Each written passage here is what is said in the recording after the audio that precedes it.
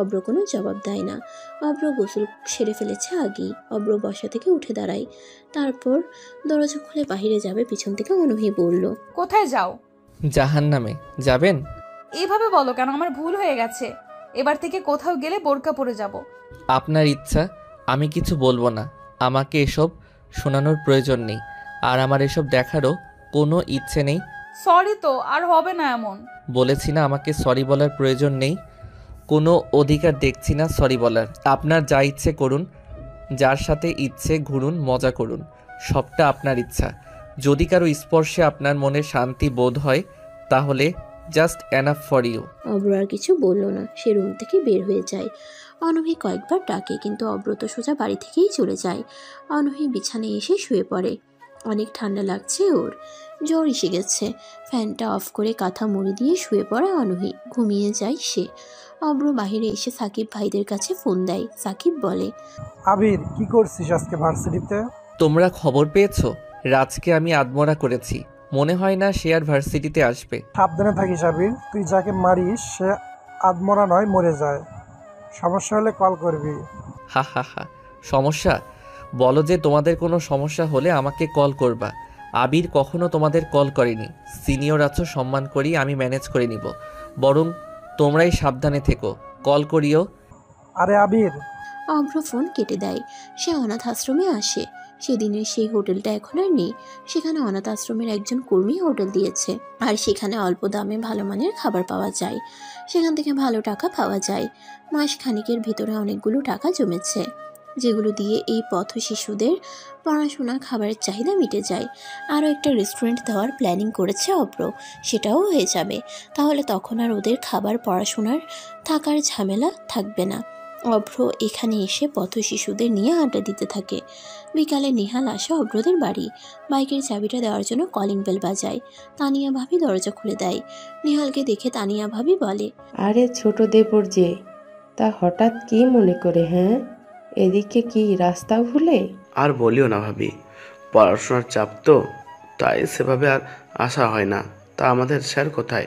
Sir বেরিয়েছে দুপুরেই। তবে তোমার পড়াশোনার চাপ নাকি মিথিলার চাপ? গার্লফ্রেন্ড পেয়ে তো আমাদের বাড়ির দিকে আসা যায় না, তখন পড়ার চাপ থাকে, তাই না? না না ভাবি, এসব কী যে বলেন। আমি তো আসতে... তানিয়া, কে এলো?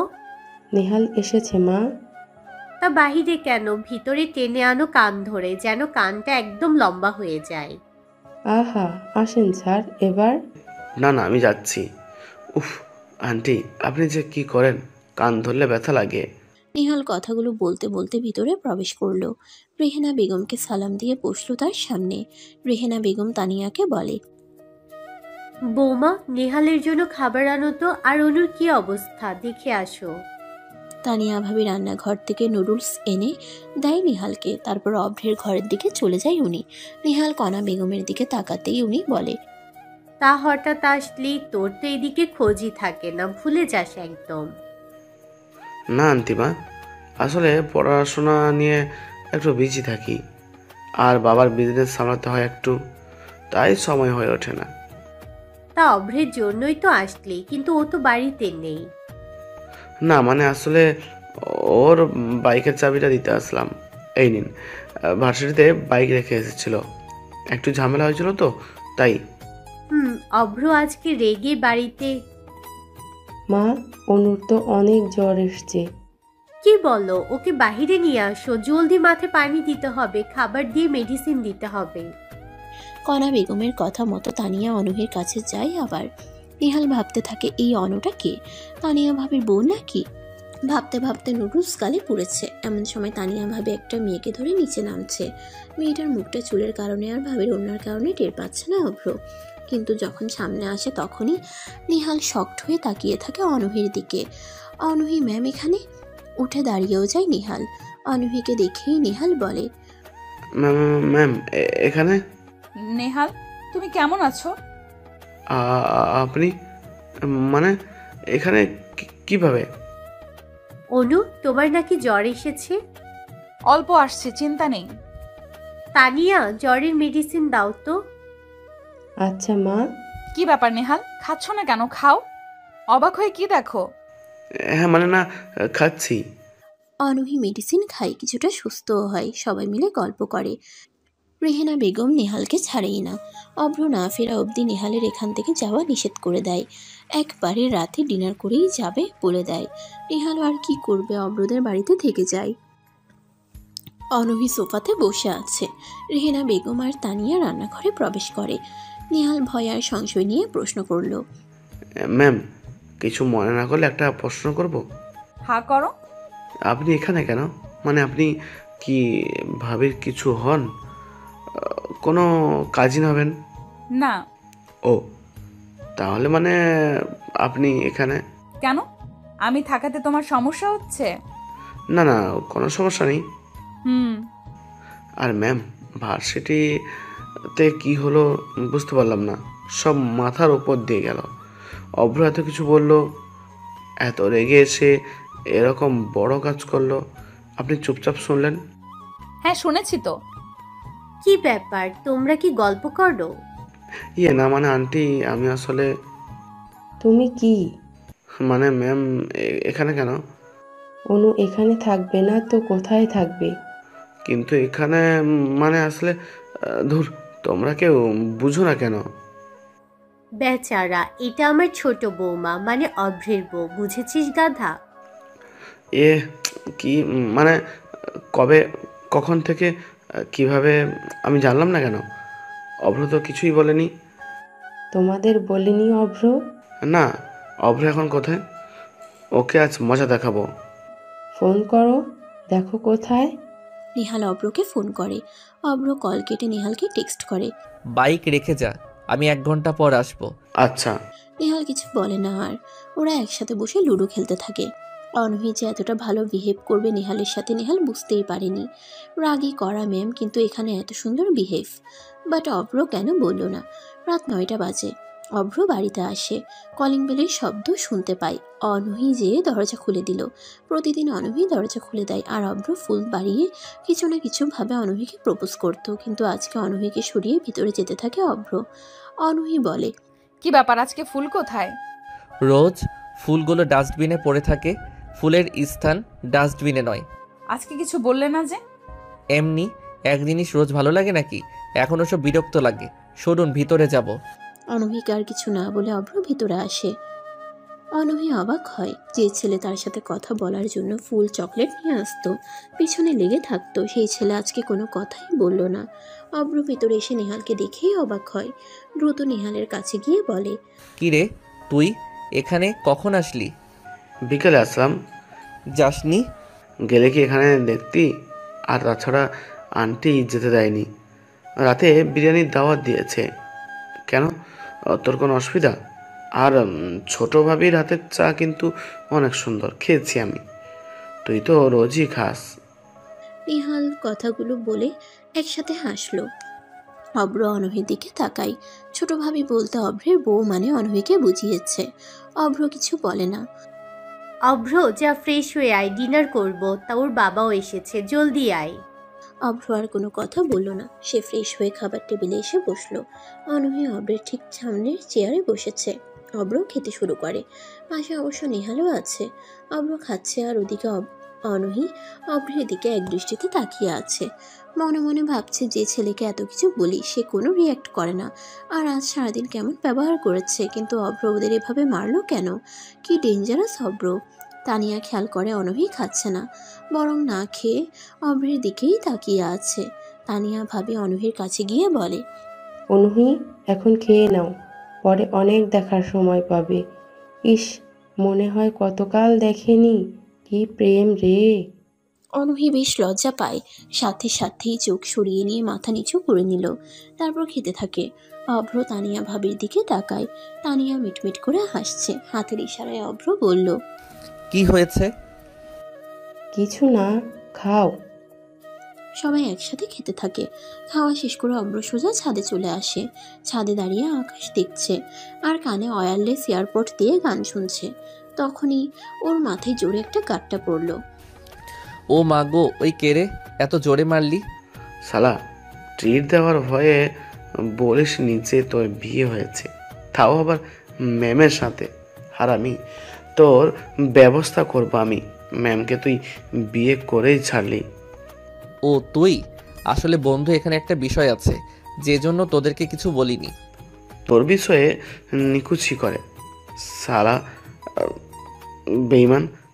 কাহিনী কি বল আগে। নেহাল কথাটা বলেই আবার অভ্রের পিঠে কয়েকটা চড় পড়ল। অভ্র নিজেকে সামনে নিয়ে বলল, ভাই থাম থাম, এভাবে মারিস কেন? ব্যথা করছে তো। উফ, মেয়েদের মতো করিস কেন? ব্যথা দেওয়ার জন্যই তো মারা। তুই এমন একটা কাজ করতে পারলি বন্ধু? আরে আগে তো আমার কথা শোন, খালি বাদরামো সব শোন আগে। তোকে বলবো বলবো করে বলা হয়নি রে। আচ্ছা বল, কাহিনীটা কি? আমি যা বলবো তা কাউকে বলবি না, প্রমিস কর। যদিও তুই বুঝতে পারবি এসব কথা কাউকে বলার মতো না। আব্বে হালা বল। অভ্র ছাদের সাথে হেলান দিয়ে দাঁড়ায়, বুকে হাত বেঁধে নেহালকে বলে, ম্যামের সাথে আমার আনফরচুনেটলি বিয়ে হয়। ওনার অন্য জায়গাতে বিয়ে হতে যাচ্ছিল, বাট ভুল করে আমার সাথে হয়ে যায়। এটা মায়ের কারণে। বর বিয়ের আগে ভেগে যায় প্রেমিকার সাথে, মা তখনই আমার সাথে ম্যামের বিয়ে দিয়ে দেয়। ভাবছিলাম তোদেরকে সারপ্রাইজলি ইনভাইট করে সব জানাবো, খুশিও হয়েছিলাম ম্যামকে বিয়ে করে, কিন্তু সেই খুশিটা বাসর ঘরে ঢোকার পরেই নষ্ট হয়ে যায়। মানে ম্যাম এই সম্পর্কটা মেনে নেয়নি, তাই তোদের কিছু বলিনি। সাফ জানিয়ে দেয় সে আমাকে হাজবেন্ড হিসেবে মেনে নিতে পারবে না। আমি যেন কোনো অধিকার না দেখাই, তাকে যেন স্পর্শ না করি, বরং তাকে ডিভোর্স যেন দিয়ে দেই। সব কিছুর পর কোন খুশিতে তোদেরকে বলবো যে আমি ম্যামকে বিয়ে করেছি? জানিস, মাসখানিক হলো বিয়ে হয়েছে, এখনও আমরা এক বিছানাতে ঘুমাইনি, তাকে আমি টাচ করিনি, সেভাবে আলাদা ঘুমাই। যাই হোক, সব মিলিয়ে তোদেরকে বলবো কিভাবে বল? সেই তো ডিভোর্স দিতে হবে, তখন সব স্বাভাবিক। মাঝখান থেকে যদি জানাই, এরপর ডিভোর্স হলে কি মুখে তোদের সামনে যাব আমি বলতো? কি বলিস এখন? এমন হয়ে থাকিস? হুম। আচ্ছা বুঝলাম, কিন্তু এভাবে কতদিন চলবে? তোর কষ্ট হয় না? হলেই বা কি করার আছে? ম্যামের মনে আমার জন্য জায়গা করার চেষ্টা করছি। এরপর যদি না পারি তাহলে তো কিছু করার নেই আর। চেষ্টা কর, ইনশাল্লাহ পারবি। দিবস হবে না দেখবি। হুম, চেষ্টা করছি, দেখা যাক কি হয় শেষ পর্যন্ত। কিন্তু রাজের কি খবর? ও আর বলিস না, রাজ তো সেখানে অজ্ঞান হয়ে যায়। পরে ওর বাবার লোক এসে ভার্সিটির সবখানে তোকে খুঁজছে। আমরা তো ভয়ে চলে আসি। হাওয়া বিশাল গরম রে, যে কোনো সময় যে কোনো কিছু ঘটতে পারে। তবে মনে হয় রাজ কোমাতে যেতে পারে, নতুবা হাত তো নষ্ট করে দিয়েছিস। কি হয় কে জানে। ওর ব্যবস্থা ঠিকই করেছি।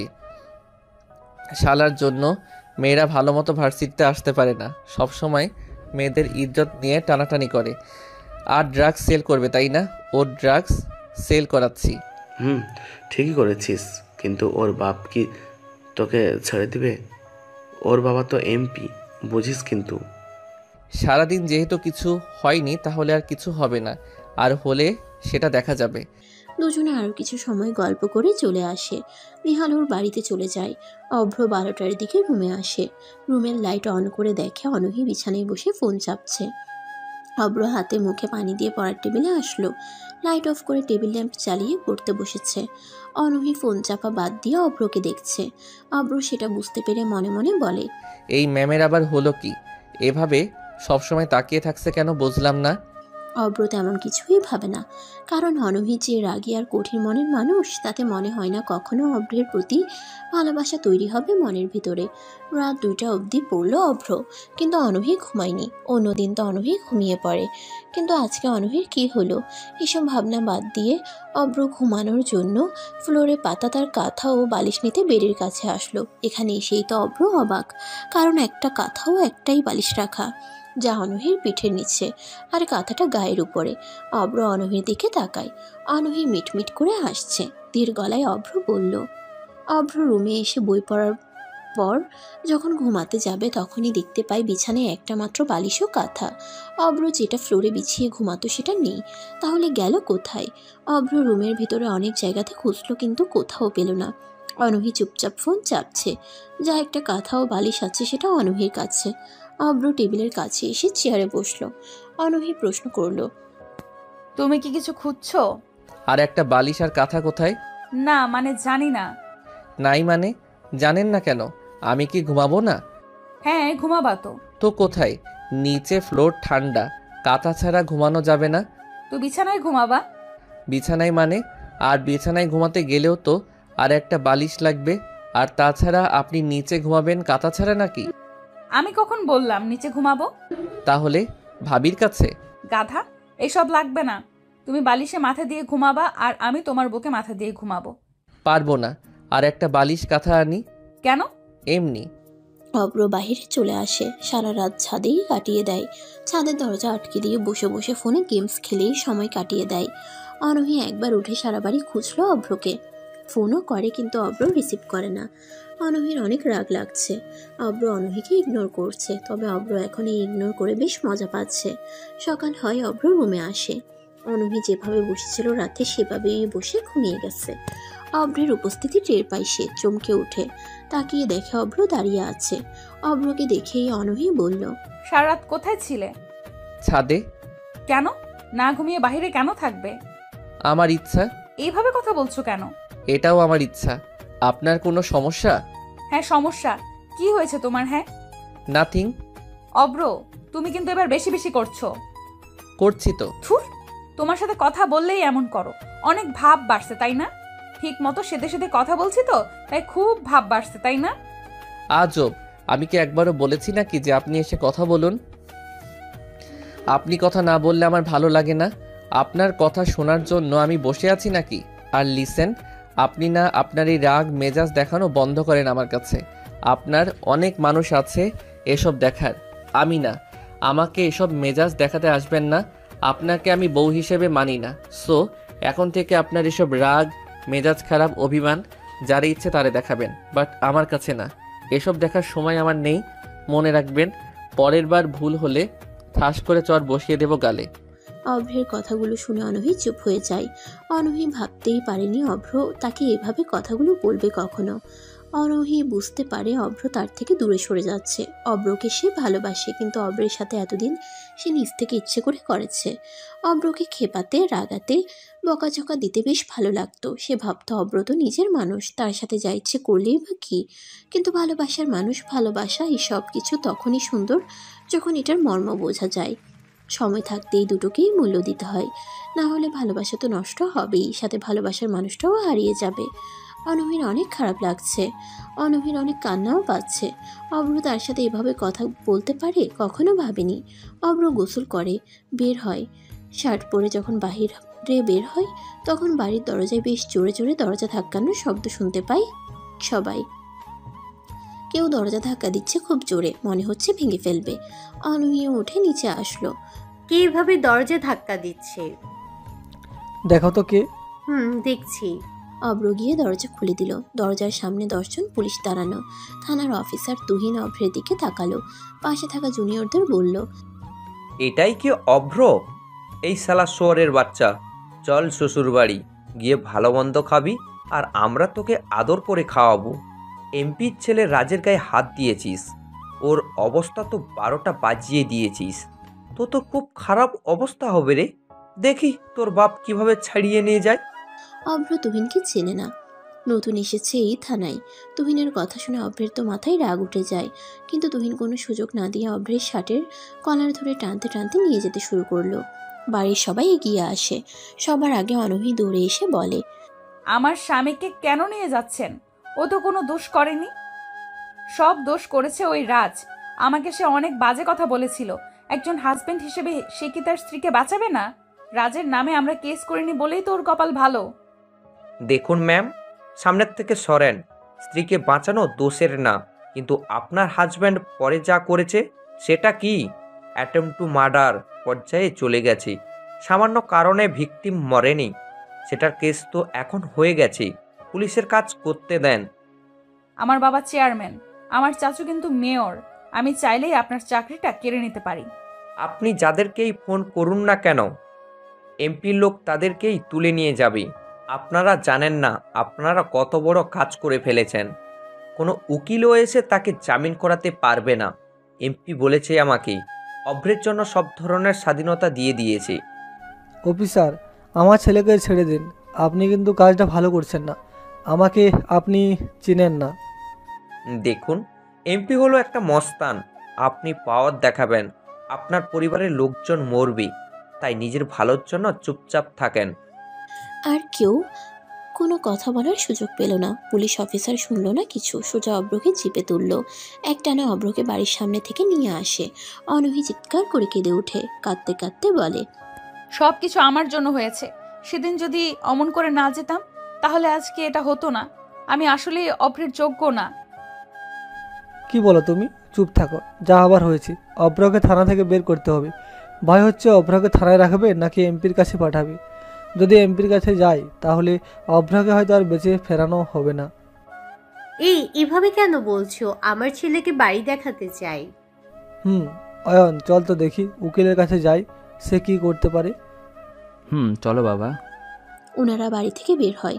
অনূহি তার বাবাকেও কল করেছে। এদিকে অভ্র বসে আছে জিপে। যা ভেবেছিল তাই। অভ্রকে থানায় না নিয়ে যেয়ে অন্যদিকে নিয়ে যেতে থাকে। অভ্র কি করবে? তুহিনকে ডাক দেয়। স্যার, 1 মিনিট কথা বলার জন্য আপনার ফোনটা দিবেন? ফোন দিয়ে কি করবি? তুই কোনোভাবেই জেল থেকে বের হতে পারবি না। তোকে বের হতে দেব না। রেডি থাক খারাপ কিছুর জন্য। আরে স্যার, আমি শুধু ফোন চেয়েছি। আমি কি বলেছি নাকি নিজেকে ছাড়ানোর জন্য ফোন লাগবে? কিন্তু তোকে ফোন দেওয়া যাবে না। তোকে কখনোই ছাড়ানো হবে না। যাকেই ফোন দিস অন্তত এমপি তোকে ছাড়বে না। অভ্র মুচকি হাসলো। অভ্রের হাসির কারণ বুঝতে পারে না তুহিন, কিন্তু ফোনটাও দেয় না অভ্রের কাছে। অভ্র হেলান দিয়ে বসলো। বেশ আরামেই বসেছে অভ্র। অভ্রের এমন শান্ত মেজাজ দেখে পুলিশ বেশ অবাক হয়, কিন্তু কিছু না বলে সামনে যেতে থাকে। হঠাৎ দূরে দেখতে পায় কয়েকটা গাড়ি দাঁড়িয়ে আছে। অভ্র শব্দ করে হাসে, তুহিনকে বলে, শোন, আমাকে ছাড়ানোর জন্য কোথাও ফোন করা লাগে না। এমনিতেই আমি ছাড়া পেয়ে থাকি। তবে তুই আমাকে বাড়ি থেকে এভাবে আনার জন্য অনেক ধন্যবাদ। আমার বউকে বোঝাবো এবার ভালোবাসা কাকে বলে। বুঝুক সে ভালোবাসা হারালে কষ্ট কিভাবে পেতে হয়। স্যার, সামনে কতগুলো গাড়ি দাঁড়ানো, ওদের হাতে পিস্তল রাখা, কি করব? গাড়ি রাখিও না। স্যার, ওরা চাকাতে গুলি করবে, সামনে পিন ফেলে রাখা। আচ্ছা, গাড়ি রেখে সবাই পজিশন মতো দাঁড়িয়ে যাও। ওরা দেখি কি বলতে চায়। তুহিনের কথা মতো জিপটা তাদের সামনে রাখা হয়। সবার মুখে সাদা মাস্ক পরা। ড্রাইভার সাথে সাথেই বলে, স্যার, এরা তো রোলেক্স গ্যাংয়ের লোক। স্যার, আমি পালাচ্ছি, আপনি কিভাবে বাঁচবেন জানি না। মানে আর কে সংস্থানের এই সিংহ গ্যাং, যাদের ভিতরে কোনো মায়া নেই, যারা আর কে সংস্থানের হয়ে কাজ করে? জি স্যার, ওদের মুখে দেখেন রুমাল মাস্ক পরা, সাদা রঙের, সেখানে লেখা রোলেক্স। জিপ গাড়িটা থামানো হয়। একটা ছেলে এগিয়ে আসে জিপের দিকে। জিপের পিছনে আরো কয়েকটা ছেলে এসে ঘিরে রাখে পুরো পুলিশের জিপ গাড়িটা। তুহিন ভয় পায়। এরা এখানে কেন? তাড়াতাড়ি এমপিকে ফোন করে তুহিন। স্যার, আমি ঝামেলাতে পড়েছি। অভ্রকে তুলে আনার পথে রোলেক্স গ্যাং আমাদের পথ আটকে রেখেছে। রোলেক্স গ্যাং মানে? এই ভয়ঙ্কর গ্যাং তোমার মতো এই ছোট মানুষকে কেন আটকাবে? ফোন রাখ জলদি, না হলে ওরা তোকে তো মারবেই, আমাকেও মারবে। রাখ শালা। এমপি ফোন কেটে দেয়। ভয়ে ফোনই আর হাতে নেয় না। তুহিনের কাছে আসে একটা ছেলে। তুহিনের থেকে ফোনটা নিয়ে স্ক্রিনের দিকে তাকায়, তারপর বলে, ওই এমপিকে কল করেছে। জিপের ভিতর থেকে অভ্র বলে ওঠে, আরে সাকিব ভাই, তুমি কেন আসলে? I can manage. সাকিব মুখ থেকে রুমালটা সরালো। অভ্রের কথায় কিছুটা বিরক্ত হয়, তারপর ঝাড়ি দিয়ে বলে, জিপে বসে কি করস? নাম। কিছু খাইনি সকাল থেকে, এজন্য উঠতে পারি না, কষ্ট হয়। হাত ধরো। ওদের রক্ত খা। রক্ত? হা হা হা। অভ্র হাসতে হাসতে জিপ থেকে নামলো। হ্যান্ডকাপের উপরে যে লক আছে সেটাতে সাকিব গুলি করে, লক খুলে যায়। অভ্র হাতের আঙ্গুল ফুটাতে ফুটাতে আলসেমি ছাড়তে থাকে। তারপর তুহিনের কাছে যায় সে। তুহিন রাস্তার উপরে মাথায় হাত দিয়ে বসে আছে। সাথে আরো 9 জন পুলিশ সারিবদ্ধভাবে বসা। অভ্র তুহিনের কাছে যেয়ে বসলো। তুহিনের কোমর থেকে পিস্তল বের করে বলল, কি যেন বলেছিলেন অফিসার? আমাকে কেউ ছাড়াতে পারবে না? কারো বাপের ক্ষমতা নেই আমাকে ছাড়ানোর। এমপির কাছে ফোন দিলেন, কি বলল? আসলে মানে আপনি, আমি। কি আমতা আমতা শুরু করলে হবে? বলেন, কিছু বলেন। আমার ভুল হয়ে গেছে, আমাকে মাফ করে দেন। আমি বুঝিনি আপনি রোলেক্স গ্যাংয়ের লোক। আর কে সংস্থা চালান আপনারা? আমি এটা জানতাম না। প্লিজ ভাই ছেড়ে দেন। রোলেক্স গ্যাংয়ের লোক আমরা। এই সাকিব ভাইয়ের অফিসার বলে কি রোলেক্স গ্যাংয়ের লোক না রে আমরা? আমরা কি সেটা তুই জানতেও পারবি না। আবির, সময় নেই, কি করবি পুলিশটারে? এটাকে বাঁচিয়ে রাখবো ভাই, আমার কাজে লাগবে। আর এর বাড়িতে কে কে আছে? মনে হয় বউ আর বাচ্চা আছে একটা। ও, তাদের উপরে নজর রাখো। দুজন ছেলে লাগিয়ে দাও।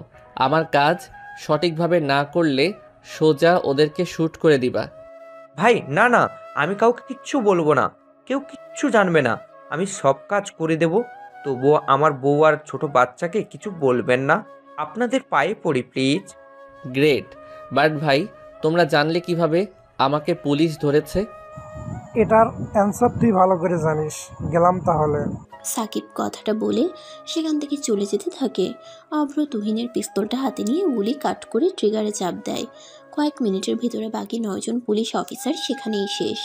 সাকিব অভ্রের দিকে তাকিয়ে বলে, তুই আর ভালো হলি না আবির। কি দরকার ছিল এদেরকে মারার? লাগবে আমার এটাকে, বাকিদের না। অভ্র পিস্তলটা তুহিনের কাছে দেয়। তুহিনের হাত পা কাঁপছে। চোখের সামনে ওরই সহকারীদের লাশ পড়ে আছে। তুহিন কাঁপা কাঁপা হাতে কোনো রকম পিস্তলটা কোমরে গুছল। অভ্র হাসতে থাকে। সাকিবরা অভ্রের উপরে গতদিনের ঝামেলার পর থেকেই নজরে রেখেছিল, সেজন্য অভ্রকে পুলিশ ধরতেই ওরা চলে আসে। অভ্র সেটা জানে। সাকিবরা লাশগুলো নিয়ে চলে যায়। অভ্র তুহিনের কাছে আসে, তুহিনকে বলে, শোনেন, আপনাকে বাঁচিয়ে রাখলাম কেন বলেন তো? জানি না। ভয় পাচ্ছেন কেন? উঠে বসুন, রিল্যাক্সে কথা শুনুন। বলুন স্যার। শোনেন, আপনি তো থানাতেই যাবেন। সেখানে আমার বাড়ি থেকে লোক আসবে খুঁজতে। আপনাকে জিজ্ঞাসা করবে আমি কোথায়। কি উত্তর দিবেন? বলবো কোর্টে চালান করে দিয়েছি। তারপর যদি সেখানে খোঁজ নিয়ে আমাকে না পায় তখন কি করবেন? তখন বলবো আমরা জানি না, কোর্টে চালান করে দিয়েছি। সেখান থেকে এমপি হয়তো অভ্রকে নিতে পারে, সেটা তাদের ব্যাপার। আমার যা দায়িত্ব ছিল সেটা করেছি। ওকে, আপনার কাজ হলো কে খোঁজ নিচ্ছে আমার ব্যাপারে সেটা আমাকে জানানো। আপনার নাম্বার দিয়ে যান, আমি কল করব। তবে কেউ যদি জোর করে আপনি বলবেন কিছুই জানি না, তাকে ফিরিয়ে দেবেন। আচ্ছা স্যার, আমি সব ডিটেলস জানাবো। আপনি শুধু আমার পরিবারে কাউকে কিচ্ছু করবেন না, বলুন প্লিজ। আমার কাজ যদি ঠিক মতো হয় তাহলে তারা বেঁচে থাকবে।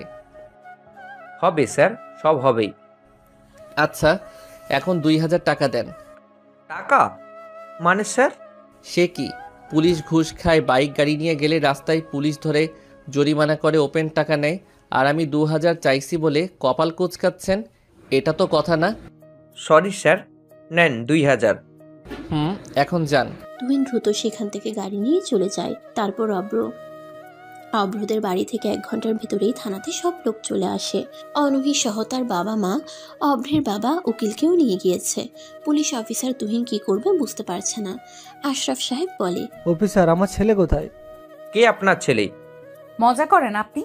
আপনি বাসা থেকে কিছু সময় আগে আমার হাজবেন্ডকে তুলে নিয়ে আসছেন, যেখানে দোষ করলো এমপির ছেলে, আর আপনারা তাকে না ধরে আমার হাজবেন্ডকে ধরে আনছেন। এখন বলেন কে তাদের ছেলে? এই আস্তে কথা বলুন, এটা থানা। হ্যাঁ, কে আপনাদের ছেলে বলেন তো? অফিসার, আমার ছেলে অভ্র, তাকে ধরে আনেছেন। কইছে?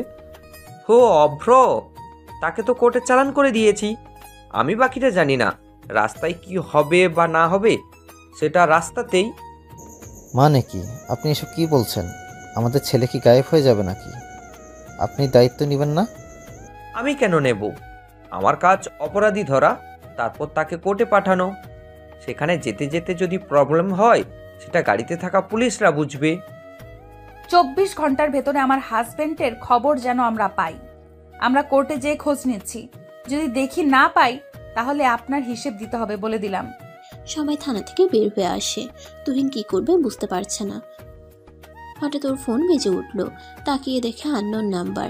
তুহিন রিসিভ করে। কি ব্যাপার তুহিন সাহেব, আমি অভ্র, চিনতে পারছেন নাকি? স্যার আপনি? উফ, কি যে কষ্টে আছি। আপনার পরিবারের সবাই এসেছিল, বিশেষ করে আপনার স্ত্রী তো অনেক ক্ষেপে আছে। আমাকে 24 ঘন্টার সময়ও দিয়ে গিয়েছে। যদি আপনার খবর না দিতে পারি তাহলে কি হবে? আমাকে শাসিয়ে দিয়ে গেছে। স্যার কিছু একটা করুন। আপনি আপাতত বলে যাবেন কিছুই জানেন না, বাকিটা দেখছি আমি। অভ্র ফোন কেটে দেয়। তুহিন মনে মনে বলে, ধুর, কেন যে এমপির কথা মতো আমি কাজটা করতে গিয়েছিলাম। আমি কি জানতাম রোলেক্স গ্যাংয়ের লোক অভ্র। ধুর, ভালো লাগে না। অভ্রকে পুলিশে ধরে নিয়ে গেছে রাজকে মারার জন্য। কি কি বলেন এটা? হ্যাঁ। আচ্ছা নেহাল, একটা কথা বলো তো। কি কথা ম্যাম? অভ্রকে দেখেছিলা রাজকে কিভাবে মারতে? অভ্রকে কতটা ভয়ঙ্কর লাগছিল দেখেছিলা? হ্যাঁ ম্যাম, অভ্রতাকে বাজেভাবে মেরেছে। একদম সাইকো টাইপ, তাই না? আর একটা জিনিস খেয়াল করেছো? কি ম্যাম? অভ্রকে যে নয়ন মাস্তান তুলে নিয়ে যায়, তারপর থেকে নয়নকে আর দেখেছো? না ম্যাম, কিন্তু কেন? অভ্র কি অনেক রাগী? সে কি পাগলের মতো আচরণ করে রাগলে? না ম্যাম, আমি অভ্রকে কখনো রাখতে দেখিনি। সেদিনের রাগ থেকে অভ্রকে সবসময় হেসে নতুবা মন খারাপ করে কথা বলতে দেখেছি। তাকে কখনো রাখতে দেখিনি। সে যথাসম্ভব নিজেকে শান্ত রাখে। কি হয়েছে? না কিছু না। থানায় গিয়েছিলাম, পুলিশ অভ্রকে কোনো খোঁজ দিচ্ছে না। কি যে ঝামেলাতে পড়লাম, সবকিছু আমার জন্য হয়েছে। কেন যে সেদিন শাড়ি পরতে গেলাম। যা হবার হয়েছে। আমরা দেখেছি অভ্রের খোঁজ নিব, আপনি চিন্তা করবেন না ম্যাম। অনহি চলে যায় সেখান থেকে। বুঝতে পারছে না সে কি করবে। অভ্র কোথায়? অভ্র ডিস্ট্রিক্ট জজ আদনান সাহেবের বাড়িতে বসে আছে। আদনান সাহেব অভ্রের সামনে বসে পত্রিকা পড়ছে। অভ্র চায়ের কাপে চুমুক দিচ্ছে। তারপর আবির, বলো কি খবর? স্যার, আপনার বাসায় কিছুদিন থাকবো। থাকো। কে বারণ করেছে? তোমাদের ম্যাম ভালো রান্না করতে পারে, আর আমাদের মেয়ে নীলা ভালো মাংস খিচুড়িও রাঁধে। বেশ হবে। অভ্র হাসলো। আদনান সাহেবের সাথে অভ্রের অনেক আগে থেকেই খাতির। যখন থেকে আদনান সাহেব ছাত্র আন্দোলনের সময় পুলিশদের সামনে পড়ে মার খাচ্ছিল, তখনই অভ্র এগিয়ে আসে। পুলিশদের বিরুদ্ধে সবার মাঝ থেকে একাই আন্দোলন চালিয়ে যেতে বলে। পরে অভ্রের কথা মতো আরও কয়েকটা ছেলে এসে আদনানকে সেভ করে। এরপর থেকে অভ্রকে উনি ভালো ছেলের নজরে দেখেন। অভ্রর জন্যই তিনি ডিস্ট্রিক্ট জজ হতে পারে, সাথে মেয়রও হয়ে গিয়েছেন। অভ্রকে তিনি অনেক বেশি আদর করে। অভ্র বাড়ির চারপাশ সেটি দেখছিল। কৃষ্ণচূড়া গাছের নিচে বসে বই পড়ছে নীলা। অভ্র সেখানে যায়, নীলাকে বলে, এই হলো মেডিকেল স্টুডেন্টের সমস্যা। সারাদিন খালি বই নিয়ে বসে থাকবে।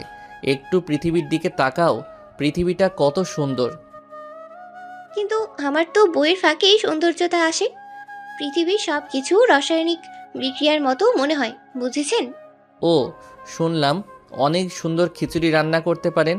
মেডিকেলের স্টুডেন্ট সার্জারি অপারেশন ছাড়া রান্না করতে পারে, জানতাম না তো। কেন পারবে না? মেয়ে হয়েছি, যদি মাধুর্যতা নিয়ে নাই বা রাখতে পারি তাহলে কেমন লাগবে? আমি সবই পারি। সেটাই তো, আমি কিছুই করতে পারি না। আচ্ছা, আপনার সাথেই বাবার এত খাতির কেন? সব সময় বাবা আপনার কথাই বলে বাড়িতে। মাঝে মাঝে মনে হয় আমরা কেউ না, আপনিই সব। ওটা স্যারের ভালোবাসা, ভালোবাসেন বলেই হয়তো বলে বেশি বেশি। আচ্ছা, পড়েন আপনি। অভ্র চলে যায় সেখান থেকে। অনহির কথা মনে পড়ছে। কি করছে মেয়েটা কে জানে। অনহি পরের দিন থানাতে আসে, সাথে নিহালও আছে। পুলিশের সামনে এসে বলে, কোর্টে খোঁজ নিয়েছি, অভ্র নামের কেউ আসেনি সেখানে। আমার হাজবেন্ড কোথায়? দেখুন ম্যাম, আমি জানি না আপনার হাজব্যান্ড কোথায়। আমার 4 জন পুলিশ অফিসারও নিখোঁজ। তবে যতদূর ধারণা করা যাচ্ছে এটা এমপির কাজ। আমাদের পুলিশদেরও কোনো পাত্তা নেই। এমপি হয়তো আপনার হাজব্যান্ডকে নিয়ে গিয়েছে। যদি খারাপ কিছু হয় সেটাও আমি জানি না, কিছু করার নেই আমার। তুহিনের কথা শুনে অনহি ধপ করে চেয়ারে বসে পড়ে। চোখ দিয়ে পানি পড়া শুরু হয়। বুকের ভিতরে ওর চিনচিনে ব্যথা হতে শুরু করে দিয়েছে। কাঁদতে কাঁদতে তুহিনকে বলে, স্যার প্লিজ আমার হাজব্যান্ডকে এনে দিন। আমি কিভাবে থাকবো ওকে ছাড়া? কেন এমন হলো? কেন তার সাথে এমন হলো? আমার রাজকে নিয়ে কোনো অভিযোগ নেই, কিছুই নেই, তবু আমার হাজব্যান্ডকে ফিরিয়ে এনে দিন। আমার অনেক কষ্ট হচ্ছে। তুহিন চুপচাপ বসে থাকে। অনহির কান্না দেখে খারাপ লাগছে, কিন্তু সে এতক্ষণ অভ্রের শেখানো কথাগুলো বলেছিল। অনহি কি বলে সেগুলোও রেকর্ড করে অভ্রের কাছে পাঠিয়ে দিতে থাকে। অভ্র ওপাশে বসে অনহির কথাগুলো শুনছে। খারাপ লাগছে তার, কিন্তু তবুও মন গলার মতো যেন কিছুই হয়নি অভ্রের। ম্যাম, কাঁদবেন না। আমরাও খোঁজ নিয়েছি, কিন্তু কোনো খোঁজ মিলছে না। কি করব বলেন? জানি না, অভ্রকে আমার চাই। আমি কিচ্ছু জানি না, অভ্রকে এনে দাও। নিহাল অনূহিকে নিয়ে চলে যায়। অনূহি একদমই খাওয়া দাওয়া ছেড়ে দিয়েছে। 3 দিন কেটে যায়। অনূহি সারাটা দিন কাঁদে, ভার্সিটিতেও যায় না তেমন। অনূহি রুম থেকে বের হয় না, পাগলামি করে অনেক। রোজ একবার করে থানায় যাবে, তুহিনকে রিকোয়েস্ট করবে খুঁজে দেওয়ার জন্য, কিন্তু তুহিন কিছুই বলতে পারে না। এমপিকেও খুঁজে পাওয়া যায় না। অনেক জায়গাতে দৌড়াদৌড়ি করেও কাজ হয়নি কোনো। অনূহি বুঝে ফেলেছে তার অব্র আর বেঁচে নেই, সে অব্রকে হারিয়ে ফেলেছে। এদিকে অব্র দিব্যি আছে। 15 দিন কেটে গেছে। অভ্র সব খবর জানে, অনূহি কি কি করেছে, কতটা কেঁদেছে, সব কিছুই জানে অভ্র। অভ্র চলে আসার প্রস্তুতি নেয়, তখনই আদনান সাহেব বলে, আবির, এমপি রাজীব আছে না, ওর ছেলেকেই তো পিটিয়েছ, এমপিকে সরাতে হবে, পারবে? পারবো। কাজটা কিন্তু অনেক রিস্কের, অনেক গার্ড থাকবে, কিভাবে সম্ভব? আপনি খালি পুলিশ সামলে নিয়েন, না হলে আমি চাই না পুলিশ মরুক। আচ্ছা ঠিক আছে, রাজীবের নামে যে 5টা ধর্ষণের মামলা আছে সেটা নিশ্চয় জানো? হ্যাঁ, কেন জানবো না, শালা টাকা দিয়ে কেসটা চাপা দিয়েছে। আচ্ছা, আমি সব ব্যবস্থা করে যাচ্ছি, তবে আরও একটা কাজ আছে। কি কাজ? আমি দেশের বাইরে যাচ্ছি, দায়িত্ব সব তোমার। আমি সাকিবকে সব বলে দেব, সে পুলিশ বিষয়টা দেখবে। হ্যাঁ, দেশের বাইরে শুধু আমি না, তোমার ম্যামও আছে সাথে, মানে আমি আমার ওয়াইফ একসাথে যাব। কিন্তু নীলার মেডিকেল পরীক্ষা, আর তোমার বাসা থেকে মেডিকেল কলেজ একদমই কাছে। নীলাকে তোমার সাথে নিয়ে যাও, সে ওখানে থেকেই এক্সামটা দিক, এর মধ্যে আমি এসে পড়ব। ঠিক আছে স্যার, চিন্তা নেই আপনার। তোমার এক্সাম কবে মা? 2 দিন পর। তাহলে তুমি আবিরের সাথে ওর বাড়িতে যাও, আমরা দেশের বাইরে যাচ্ছি। একা থাকলে কখন কি ঝামেলা হতে পারে। তাছাড়া মেডিকেল কলেজ ওর বাড়ি থেকে অনেক কাছেই, সে তোমাকে দেখে রাখতে পারবে। আচ্ছা বাবা। আদনান সাহেব নীলাকে ডাক দেয়। নীলা আসে আদনান সাহেবের সামনে। নীলাকে বলে, অব্র আর নীলা কিছু সময় পর বের হয়। আজ অব্রের নিখোঁজের 15 দিন হয়ে গেল। অনেক চেষ্টা করেও অব্রের হদিস মেলেনি। অনূহি আগের থেকে শুকিয়ে গেছে। 3 বেলাতে 1 বেলা খেয়েই শুয়ে থাকে। সারাদিন কান্না করে, ক্ষুধা লাগে না ওর, হাসে না, রাগে না অনূহি। না চাইতেও অব্রের জন্য বারবার কেঁদে ওঠে। কিন্তু কি করবে, পুলিশরা অনূহির প্রতি বিরক্ত হয়ে গেছে। 1-1.5 ঘন্টা ধরে থানায় বসে অনূহি শুধু কাঁদে। তুহিন সাহেব অনূহির জন্য টিস্যু কিনে রেখেছে অনেক। দুপুরে খাবারের পর সবাই সোফাতে বসে আছে। দুপুরের শেষ সময় কলিং বেল বেজে ওঠে। অনূহি সেই সময় উঠে রুমের দিকে যাচ্ছিল। কলিং বেল বাজতেই বলল, আমি দরজা খুলছি। অনূহি দরজার কাছে আসে। দরজা খুলতেই সে অবাক, চোখের পলক পড়ে না তার। হাত পা কাঁপা শুরু করে দিয়েছে, আওয়াজও বের হচ্ছে না অনূহির, কারণ সামনে অভ্র দাঁড়িয়ে আছে। অভ্রকে দেখা মাত্রই অনূহি জড়িয়ে ধরতে যাবে, ঠিক তখনই চোখ পড়ে যায় অভ্রের হাতের দিকে। অভ্র কারো হাত ধরে আছে, দেখে মনে হচ্ছে কোনো মেয়ের হাত। অনূহি সরে আসে। হ্যাঁ, সত্যিই অভ্র কোনো মেয়ের হাত ধরে রেখেছে। অভ্র হাসি দিয়ে বলে, হ্যালো ম্যাম, কেমন আছেন? অনূহি মেয়েটার দিকে তাকিয়ে আছে। মেয়েটাকে দেখতে থাকে সে। অভ্র তখন বলে, ও, পরিচয় করিয়ে দিই, নীলা, উনি হলেন আমাদের ভার্সিটির ম্যাম, আমার মায়ের বান্ধবীর মেয়ে। তোমার মতোই এসে থাকে, মানে এখান থেকে ভার্সিটি কাছে তো, তাই এসে এখানে থাকে। আরে ম্যাম, এ হলো নীলা, আমার ফ্রেন্ড, আমার এক স্যারের মেয়ে হয়। অনু, দাঁড়িয়ে কেন? কি হয়েছে? কে আসছে? দরজায় দাঁড়িয়ে কি করো? মা, অভ্র। হ্যাঁ, অভ্রকে আবার খুঁজবো। মা, অভ্র এসেছে। কি, অভ্র এসেছে? দৌড়ে আসে বাড়ির সবাই। বাহিরে এসে দেখে সত্যিই অভ্র এসেছে। অভ্রকে দেখা মাত্রই সবাই এসে জড়িয়ে ধরে। সবার সাথে কথা শেষ করে অভ্র বলে, আমি ঠিক আছি তো, আমি এতদিন স্যারের বাসাতে ছিলাম। স্যারের মেয়ে আসছে নীলা, মেডিকেলে পড়ে, এক্সাম চলবে তো, তাই মেডিকেল কলেজে কাছে সেজন্য নিয়ে এসেছি। তোকে কত খুঁজেছি জানিস? আচ্ছা, ভিতরে তো ঢুকতে দিবে নাকি? আয়। ভিতরে এসে অভ্র সবাইকে বুঝিয়ে বলে, তুহিন আমাকে নিয়ে যাচ্ছিল, জিপটা অ্যাক্সিডেন্ট করে আমি সেখান থেকে পালাই।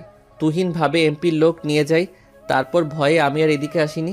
তারপর নীলার সাথে সবার পরিচয় করিয়ে দেয়।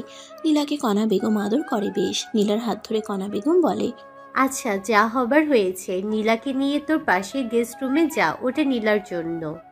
ঠিক আছে মা, নীলা আসো। অভ্র নীলার হাত ধরে আর ব্যাকপ্যাকও ধরে উপরের দিকে যেতে থাকে। অনহি কেবল দাঁড়িয়ে দাঁড়িয়ে অভ্রের কাজ দেখছে।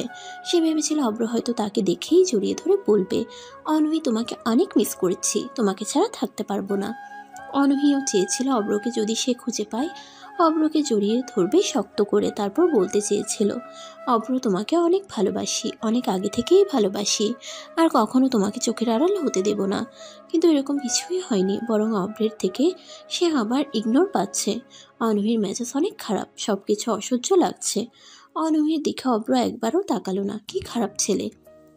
অনহি উপরের ঘরে চলে আসে। পাশের রুম ক্রস করার সময় রুমে উকি দেয়। অভ্র নীলার রুম সাজিয়ে দিচ্ছে, পড়ার টেবিল বই দিয়ে সাজাচ্ছে। নীলা অভ্রকে বলছে, এই যে আপনি এবার রেস্ট নিন, অনেক দূর থেকে আসছেন। সমস্যা নেই, তোমারও তো রেস্টের দরকার আছে, কিন্তু রুম গুছিয়ে না দিলে রেস্ট নিতে পারবে না। হেল্প করলে কি সমস্যা? না, কোনো সমস্যা নেই। দুজনে কাজ করছে, এপাশ ওপাশ করে ছুটাছুটি করছে দুজনে। হঠাৎ দুজনে ক্রস করতে গিয়ে মাথায় ঠুস খায়। দুজনে কপালে হাত দিয়ে একে অপরের দিকে তাকায়। অভ্র নীলার কপালে হাত দিয়ে বলে, অনেক লাগছে। আপনার মাথা অনেক শক্ত। আচ্ছা ওয়েট। অনহি এসব কিছু দাঁড়িয়ে দাঁড়িয়ে দেখছে, ভিতরে যায় না সে। অভ্র ভিতর থেকে বাহিরে আসে। অনহিকে দরজার কাছে দাঁড়িয়ে থাকতে দেখে এক পলক তাকালো, তারপর দ্রুত সেখান থেকে দৌড়ে ফ্রিজের কাছে আসে। বরফ বের করে নিয়ে আবার দৌড়ে নীলা রুমে আসে। নীলা বিছানায় বসা। অভ্র নীলার কপালে বরফ লাগাতে থাকে। অনহি আর সহ্য করতে পারে না, নিজের হাজবেন্ড তার কেয়ার না নিয়ে বরং অন্য কোনো মেয়েকে কেয়ার নিচ্ছে। এই দৃশ্য দেখার জন্য কি অনহি এতদিন অপেক্ষা করেছিল? অনহি চলে আসে সেখান থেকে। অনেক মন খারাপ অনহির। বালিশ জড়িয়ে ধরে কাঁদতে থাকে সে। নীলার কপালে বরফ লাগানোর সময় নীলা প্রশ্ন করে, আপনার নাম তো আবির, বাড়িতে সবাই অভ্র বলে কেন? ও না, মানে আমার তো দুটো নাম, আবির হাসান অভ্র। বাড়িতে সবাই অভ্র বলে, তুমিও সবার সামনে অভ্র বলবা। আচ্ছা ঠিক আছে। বেশ কিছু সময় পর অভ্র রুমে আসে। অভ্রকে দেখে অনহি দ্রুত চোখের পানি মুছে নিল। অভ্র কিছু বলল না, নিজের মতো ড্রেস নিয়ে ওয়াশরুমে চলে যায়। মনে মনে অনহি বলে, সে কেন আমার সাথে কথা বলছে না? কি হয়েছে ওর? অভ্র কি আর আমাকে ভালোবাসে না? সে কি নীলার প্রেমে পড়েছে? অনহি আর ভাবতে পারে না কিছু। তারপর অনহির এতদিনের অপেক্ষা যেন বিষাক্ত মনে হচ্ছে। সে কি করবে বুঝতে পারছে না। প্রচণ্ড রাগ লাগছে অভ্রের প্রতি। তবে অভ্র জানে অনহি অনেক কেঁদেছে, তাকে খোঁজার সব রকম চেষ্টা করেছে, কিন্তু কোনোভাবেই হয়নি। দিনের পর দিন পুলিশের কাছে গিয়েছে, ঠিকমতো ভার্সিটিতেও যায়নি। অভ্র গোসল করে বের হয়। অভ্রের চুলগুলো বেশ গোছালো। টি শার্ট পরে মাথার পানি মুছতে মুছতে বের হলো। অনহি তাকিয়ে আছে অভ্রের দিকে। অভ্র বলে, কি হয়েছে? মুড অফ আপনার? আমি আসলাম বলে মুড অফ করে ফেললেন? এতদিন অনেক শান্তিতে ছিলেন আপনি, তাই না? আপনাকে জ্বালাতাম না, আপনাকে কোথা থেকে এসে ফুল দিয়ে প্রপোজ করতাম না, ভয় নিয়ে ঘুমাতে হতো না আপনার। হয়তো ভাবতেন ঘুমালে আমি কি না কি করব। অনেক ভালো ছিলেন আমি জানি, কিন্তু কি আর করার। আর একটা মাস অপেক্ষা করুন, তারপর আপনি পার্মানেন্ট মুক্ত আমার থেকে। এখন তো একটু হাসুন। বাহ, দারুণ খবর দিলা তো। এইরকম একটা খবরের জন্য আমি অপেক্ষা করছিলাম। আসলেই বারবার মনে হচ্ছিল কবে ফিরবা আর কবে আমাকে মুক্তির খবর শোনাবা। তোমাকে অনেক অনেক ধন্যবাদ। এই খুশির খবর দেওয়াতে তোমাকে আমার তরফ থেকে ট্রিট থাকলো। যে কোনো দিন যে কোনো সময় তোমাকে ট্রিট দেওয়া হবে। ঠিক আছে, আমি অপেক্ষাতে রইলাম। ট্রিট দিতে ভুলবেন না। অনহি কোনো কথা বলল না, রুম থেকে বের হয়ে যায়। মেজাজ এতটা খারাপ লাগছে অনহির, ইচ্ছে করছে অব্রের দুই গালে ইচ্ছা মতো চর বসিয়ে দিয়ে আসতে। কিন্তু অনহি আর অব্রকে আর কিছুই বলবে না, কারণ অনহির মনে পড়ে রাগ দেখানো, চর দেওয়া, বকাঝকা করা সব কিছুর অধিকার থাকা মানুষের সাথে করতে হয়। যেখানে এইসব প্রেম নেই, অধিকার নেই, সেখানে এসব করাটা কেবল জোর জুলুম করাই হবে। অনহি অব্রের আর বিরক্তির কারণ হতে চায় না। সে মনে মনে বলে, মানছি আমি তোমাকে ইগনোর করেছি, তোমাকে অবহেলা করেছি, সব সময় তোমাকে অপমানও করেছি অনেক, কিন্তু তাই বলে কি একটু বুঝবে না সে আমাকে? আমি তো সরি বলেছিলাম, কেঁদেও ছিলাম ওর জন্য। আর তাছাড়া আমার চোখের নিচে কালো দাগ কি ওর নজরে পড়ছে না? নাকি দেখি অব্র কিছু দেখছে না? সে এত খারাপ কেন? সে এমন কেন করছে? বিকেল পেরিয়ে রাত হয়। অব্র এমপি রাজীবের ব্যাপারে টুকিটাকি খোঁজ খবর নিতে থাকে। সাকিবের মাধ্যমে রাজীব যে 5 জন মেয়েকে ব্যবহার করেছে তারা সবাই হলো ভার্সিটি আর কলেজের স্টুডেন্ট। সবগুলো কোনো না কোনোভাবে এমপির কাছে গিয়েছিল। আর এমপি তাদেরকে ব্যবহার করেছে ব্ল্যাকমেইলের মাধ্যমে। 5 জনের ভিতরে 2 জন মেয়ে প্রেগনেন্ট হয়ে যায়। এসব ইনফরমেশন তুহিনের মাধ্যমেই জেনেছে অব্র। সারা বিকেল বাড়ির বাইরে ছিল সে। সন্ধ্যা পেরিয়ে রাত হয়, অব্র বাড়িতে আসে। কলিং বেল বাজানোর সাথে সাথেই অনূহি দরজা খুলে দেয়। অনূহিকে দেখে অব্র কিছু না বলে পাশ কাটিয়ে চলে যায়। অনূহি আহত হয় মনের দিক দিয়ে, কারণ এর আগে কখনো এমন হয়নি। অনূহি দরজা খুললে অব্র কোনো না কোনো কিছু বলতোই, কিন্তু এখন অব্র তাকে এড়িয়ে চলছে। খাবার টেবিলে বসে আছে সবাই। অব্রকে বসতে বলে কণা বেগম। কি ব্যাপার, এত বড় ঘটনা ঘটলো তবুও না বলে বাইরে যাস কেন? কিছু হবে না মা, আমি তোমাদের রেখে মরবো না। ফালতু কথা বন্ধ করে চুপচাপ খেতে বস। আচ্ছা। খেতে বসে অব্র, সবাই বসেছে। অব্র তখন বলে, কি ব্যাপার, নীলা কোথায়? ও কি খেয়েছে? তানিয়া ডেকেছিল, বলে পড়া বাকি আছে, পরে খাবে। আরে ওই মেয়ে এমনই করে, না ডাকলে সে আর পরে খাবে না। ও হ্যাঁ, তোমরা শুরু করো, আমি ডেকে আনছি। সব সময় ওই মেয়ে না খেয়ে থাকবে? অভ্র, অনুহি না খেয়ে আছে। এখন খেয়ে নিবে, সমস্যা কি? জিজ্ঞাসা করলা না যে? উনি নিজের খেয়াল নিজে রাখতে জানে। অভ্র আর কিছু না বলে চলে আসে। অনূহের বুকের ভিতরটা কেবল মোচড়াতে শুরু করে দেয়। অভ্রের দেওয়া অ্যাভয়েডগুলো একদমই সে নিতে পারছে না, তবুও সহ্য করতে হবে। একটা সময় সে এসবই করেছে, এখন সেগুলোই তার উপরে ফিরে আসছে। অভ্র নীলার রুমের কাছে আসে, দরজায় টোকা দেয়। ভিতর থেকে নীলা বলে, খোলাই আছে, আসুন। অভ্র ভিতরে আসলো। নীলা বইয়ে মুখ গুজে বসে আছে। অভ্র কোনো কথা না বলে বইটা বন্ধ করলো। নীলা কপাল কুঁচকে তাকায় অভ্রের দিকে। মেডিকেল স্টুডেন্টরা যদি বই না পড়ে একটু দার্শনিক হতো, তাহলে শরীরের রঙের পাশাপাশি পারিপার্শ্বিক বিষয়ও জানতে পারত। অনেক পড়া আছে। পড়িও, কিন্তু মেডিকেল স্টুডেন্টরা কি জানে না সময়ের খাবার সময়ে খেতে হয়? এখন খাবার খেতে হবে। একটু পরে যাই, আপনি তো দেখি আমার মায়ের মতোই এমন করছেন। চুপ, স্যার জানলে সমস্যা হবে। আসো বলছি, না হলে কিন্তু পরে পড়তে দেব না বলে দিলাম। আচ্ছা, যাচ্ছি। নীলা উঠল। অভ্র নীলার হাত ধরে বাহিরে নিয়ে আসে। সিঁড়ি দিয়ে নামছে 2 জন। অনূহি তাকিয়ে আছে ওদের দিকে। অভ্র নীলার হাত ধরে নিয়ে আসছে খাবার টেবিলের দিকে। অনূহির প্রচণ্ড রাগ লাগে, কিন্তু চুপচাপ সহ্য করছে। অভ্র গিয়ে অনূহির পাশের চেয়ারে বসলো। অনূহিকে বলে, ম্যাম আপনি ওই চেয়ারে যান তো, নীলা এখানে বসবে। কেন? আমার পাশের চেয়ার তো ফাঁকা আছে, সে ওটাতে বসুক। আপনাকে যেটা বললাম সেটা করেন তো, যান ওটাতে। অভ্র উঠে অন্য চেয়ারে বসলো। নীলাকে নিয়ে অভ্র পাশাপাশি চেয়ারে বসে। তানিয়া ভাত বেড়ে দেয় সবাইকে, সবাই খেতে বসে। তানিয়া গরুর মাংস নীলার প্লেটে দিতে যাবে, তখনই অভ্র বলে, ভাবি ওর গরুর মাংসে অ্যালার্জি, মুরগির মাংস দাও, ও গরুর মাংস খায় না। বাহ, তুমি তো দেখি সব কিছু জানো। হ্যাঁ, একটু জানতে হয়, সেখানেই তো কয়দিন ছিলাম, তারপরই জেনে গিয়েছি। খুবই ভালো। তা আমাদের অনুহির যে গরুর মাংস পছন্দ সেটা জানো তো? এত জেনে কি হবে, যার যেটা ভালো লাগবে সে সেটাই খাবে। দ্রুত দাও তো, ওর পড়া আছে, দেরি করলে সমস্যা। আচ্ছা আচ্ছা। অনূহি অভ্রের থেকে নীলার এমন কেয়ার দেখে নিজেকে সামলাতে পারে না, সবার আড়ালে কেঁদে ফেলেছে। অনূহি দ্রুত টিস্যু দিয়ে চোখ মুছলো, জলদি বলে, উফ ভাবি, তুমি না কি যে করো, এত ঝাল কেউ মাংস দেয়? চোখ দিয়ে পানি পড়ে গেল আমার। আমি তোমাকে রান্নাতে হেল্প করব। আচ্ছা করিও, এখন খাও তো, অনেক রাত হয়ে গেছে। ওহ মা, নীলা কিন্তু অনেক ভালো খিচুড়ি রাঁধতে পারে। তাই নাকি? তোর তো আবার খিচুড়ি অনেক পছন্দ, তাহলে নীলাকে বলিস রান্না করতে। আপনি তো বলেননি আপনার খিচুড়ি অনেক পছন্দ। এমনিতে কেউ তো জিজ্ঞাসা করে না আমার পছন্দ কি, আমার কি লাগবে, আমার কোনো জিনিস অপছন্দ, এসব কেউ তো জানতে চায় না, তাই বলিনি। ও তাই নাকি? আচ্ছা, আমাকে বলবেন কি পছন্দ আপনার? আমিও খিচুড়ি রাঁধতে পারি। পারো? তুমি রাঁধতে পারো? হ্যাঁ পারি, সবই পারি আমি। তাহলে একদিন অনুহির খিচুড়ি করবে, আর একদিন নীলা। অনূহি কথাগুলো বলে অভ্রের দিকে তাকিয়েছিল, ভেবেছিল অভ্র অবাক হবে, কিন্তু অভ্র অনূহির দিকে তাকালুই না। দ্রুত খাবার শেষ করে ওরা সবার আগে নীলা খাবার শেষ করে রুমে চলে যায়। কিছু সময় পর অভ্র আর অনূহি খাবার শেষ করে নিজেদের রুমের দিকে যেতে থাকে। নীলা দরজার কাছে দাঁড়ানো। অভ্রকে দেখেই নীলা বলল, আমার রাতেই কফি খেতে হয়, কিছু মনে না করলে কফির ব্যবস্থা করা যাবে? হ্যাঁ যাবে, তুমি রুমে বসো, আমি কফির ফ্লাস্ক নিয়ে আসছি। থ্যাঙ্কস। অভ্র ঘুরে তাকায়, নীলা রুমে চলে গিয়েছে। অনূহিকে দেখতে পায়। অভ্র অনূহির পাশ কাটিয়ে চলে যেতে থাকে। অনূহি সামনে এসে দাঁড়ায়। অভ্র বলে, কি সমস্যা, কিছু বলবেন? তোমার কি সমস্যা? আমাকে কেন এড়িয়ে চলছো? আপনাকে সাথে নিয়ে চলার কথা ছিল নাকি? জানতাম না তো।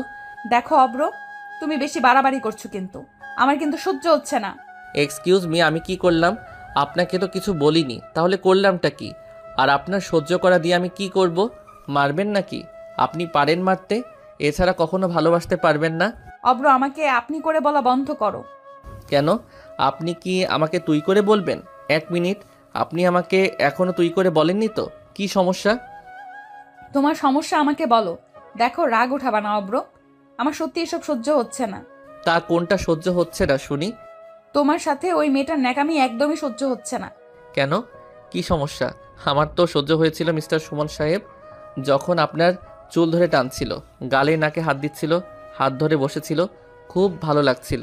তাহলে আপনার কি সমস্যা? আর তাছাড়া আপনি আপনার হাজবেন্ডকে অন্যদের সামনে হাজবেন্ডের পরিচয় দিতে লজ্জাবোধ সংকোচ করেন, তাহলে আমি যা ইচ্ছে করি আপনার তাতে নিশ্চয়ই কিছু আসে যাবে না, তাই না? দেরি হয়ে যাচ্ছে, নীলার জন্য কফি বানাতে হবে। অভ্র কথাগুলো বলে সেখান থেকে চলে যেতে থাকে। অনূহি আবার সামনে এসে দাঁড়ায়। অভ্রের দিকে রাগী দৃষ্টিতে তাকিয়ে বলে, তুমি কফি বানাতে পারো? হ্যাঁ পারি, কেন পারবো না? এটা জানি না কেন আমি। আপনি কখনো জানতে চেয়েছেন নাকি? ও আপনি জানতে চাইবেন কেন? আপনার কাছে আসতে যেখানে অধিকার লাগে সেখানে এসব জানার কোনো দরকার নেই, তাই না? আমার জানতে হবে। আর কি কি পারো? আমি বলতে বাধ্য নই। বাই দ্য ওয়ে, আপনি কি জেলাস? কি? মানে না, কেন জেলাস হব? জেলাস হওয়ার কোনো মানে হয় না। তোমার মতো ছেলের জন্য কখনো জেলাস হব না আমি। রাইট, জেলাস হওয়ার কোনো কারণ নেই। ধন্যবাদ। কেন ধন্যবাদ কেন? ওই যে ভাগ্যিস আপনি বাসরাত থেকে আমাকে অপমান করে অ্যাভয়েড করে দূরে সরিয়ে রাখছিলেন, তা না হলে আজকে আমি আমার মনে ভালোবাসাটা বুঝতে পারতাম না। মানে? বুঝে নেন। অভ্র আর কোনো কথা না বলে সেখান থেকে দ্রুত চলে আসে। অনূহির চোখ দিয়ে পানি পড়তে শুরু করে। রাগে ওর সব কিছু ভাঙতে ইচ্ছে করছে, কিন্তু কিছু করার নেই। কিন্তু অভ্র কি বোঝালো? সে কি অন্যের প্রেমে পড়েছে? অভ্র কি অন্যকে ভালোবাসার ইঙ্গিত দিয়েছে? অনূহি দ্রুত রুমে আসে, দরজা আটকে কাঁদতে শুরু করে। তারপর অভ্র রুমে আসে অনেক রাতে। অনূহিকে ঘুমাতে দেখে সে কাঁচো মাচো টাইপ হয়ে শুয়ে আছে। অভ্র এগিয়ে আসে, বালিশ ছাড়াই শুয়ে আছে অনূহি। অনূহির মাথার নিচে বালিশ গুজে দেয়। তারপর কাঁথাটা অনূহির গায়ে দিয়ে চলে আসবে, তখনই অনূহি অভ্রের হাত ধরল। হাতটা নিজের কোলে নিয়ে পেঁচিয়ে ঘুমিয়ে পড়ে। অনূহি জানেই না কিছু, সে পুরো ঘুমের দেশে পাড়ি জমিয়ে ফেলেছে। অভ্র বসলো বিছানার উপরে, অনূহির কপালে হাত বুলিয়ে দিতে থাকে, আর অনূহি অভ্রের হাত পেঁচিয়ে ঘুমিয়ে পড়ে। ভোরের দিকে অভ্র নিজেকে ছাড়িয়ে নিয়ে সোফাতে গিয়ে ঘুমিয়ে যায়। সকালে অনূহির ঘুম ভাঙে। ঘুম ভাঙতেই দেখতে পায় সে ভালোভাবেই শুয়ে আছে, গায়ে কাঁথা দেওয়া, মাথার নিচে বালিশ দেওয়া।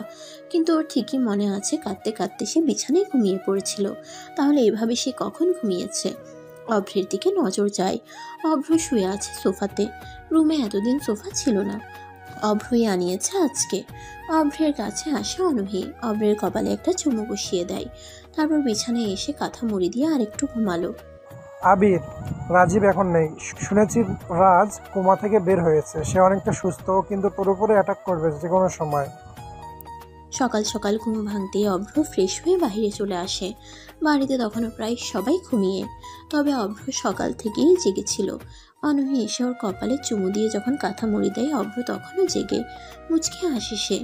তারপরে উঠে চলে আসে অফিসে। এটা রোল্যাক্স গ্যাংয়ের সিক্রেট অফিস। অভ্র বলল, রাজের বিষয়টা এখন ভাবছি না। আমি জানি সে আমার উপর যে কোনো সময় যে কোনো কিছু করতে পারে, আমি সেটার সুযোগে আছি। কিন্তু আদনান স্যার বলেছে এমপিকে সরাতে। এমপিকে আমার চাই। এমপিকে সরাতে পারলে আদনান স্যার এই চেয়ারে বসবে। আচ্ছা আবির, তুই যে এত কিছু করিস আদনান স্যারের জন্য, কিন্তু কেন? পরে একদিন বলবো। তবে এতটুকু বলি, আদনান স্যার কিন্তু একজন ডাক্তার, তারপর অনেক কাহিনী আছে। ও আচ্ছা, এমপি যে মেয়েকে প্রেগনেন্ট করে মেরে ফেলেছিল, সেই মেয়ের বাড়ির খোঁজ পেয়েছি। আমরা সব ইনফরমেশন কালেক্ট করছি, তুই কিন্তু সাবধানে থাকবি। ঠিক আছে ভাই। অভ্র চলে আসে সেখান থেকে। অনূহির কথা ভাবে, অনূহিকে কিভাবে আরো জেলাস ফিল করানো যায় সেই প্ল্যান মাথার মধ্যে ঘুরতে থাকে। অভ্র কতগুলো চকলেট কিনলো। বাড়ির দিকে আসে সে। কলিং বেল বাজাতেই অনূহি দরজা খুলে দেয়। অভ্রকে দেখতে পায় অনেকগুলো চকলেট নিয়ে দাঁড়িয়ে আছে। অনূহি চকলেট দেখেই তো অনেক খুশিতে প্রশ্ন করলো, এগুলো কি আমার জন্য? একদমই না। তাহলে? সামনে থেকে শুনুন। অনূহিকে সরিয়ে দেয় অভ্র। তারপর সোজা চলে আসে বাড়ির ভিতরে। অনূহিও পিছু পিছু আসে। অভ্র নীলার কাছে আসলো। নীলাকে চকলেটগুলো বাড়িয়ে দিয়ে বলে, এগুলো নাও তোমার জন্য। তোমার তো পরীক্ষা কালকে। চকলেট খাবা আর পড়বা, এতে বোরিং ফিল হবে না। উফ, মানে অব্র, আপনি কত ভালো। এমন দেখভাল মানুষ কিন্তু সব মেয়েই চায়। আপনি গ্রেট। ইটস ওকে, কিন্তু সবাই তো সব কিছু বুঝবে না। যাই হোক, পড়ো। অভ্র চলে আসে ওর রুমে। অনূহির রাগে মন চাচ্ছে অভ্রের মাথা দেয়ালের সাথে বারবার লাগিয়ে ফাটিয়ে ফেলতে, কিন্তু কিছুই ওর করার নেই। তারপর সকাল পেরিয়ে দুপুর হয়। নীলা, তানিয়া, অনূহি তিনজন মিলে রান্নাঘরে আজকের দুপুরে নীলার বানানো খিচুড়ি দিয়ে লাঞ্চের আয়োজন করা হচ্ছে। অভ্র আসে রান্নাঘরের ফ্রিজ থেকে পানি খেতে। অভ্র ফ্রিজ থেকে পানি বের করে নীলার পাশে দাঁড়ায়। নীলা তখন পেঁয়াজ কাটছিল। অভ্র নীলাকে দেখে বলে, এই নীলা, সাবধানে কাজ করবা, হাত যেন না কাটে। কালকে এক্সাম আছে। এত চিন্তার কিছু নেই, এটা আমি পারি ভালো, অনেক সময় করি। তাই নাকি? আচ্ছা, তাহলে দেখে শুনে করবে, কোনো রকম যেন হাত না কাটে। ছোট ভাই, এখানে যে আমরাও আছি, আমাদের দিকেও একটু তাকাও। আমরাও তো কাজ করছি, খালি নীলাকে সাবধানে থাকতে বললে হবে? আপনারা এমনিতেই পারেন, সমস্যা নেই। অনূহি কাঁচামরিচ কাটছিল। অভ্রের কথা শুনছিল এতক্ষণ। অনেক রাগ হচ্ছে। ইচ্ছে করছে বটি দিয়ে অভ্রের গলায় জোরে টান দিতে। শয়তান ছেলে, ঘরে বউ থাকতেও সে অন্য মেয়ের পিছনে পড়ে আছে। লজ্জা করে না বেটা বজ্জাতের?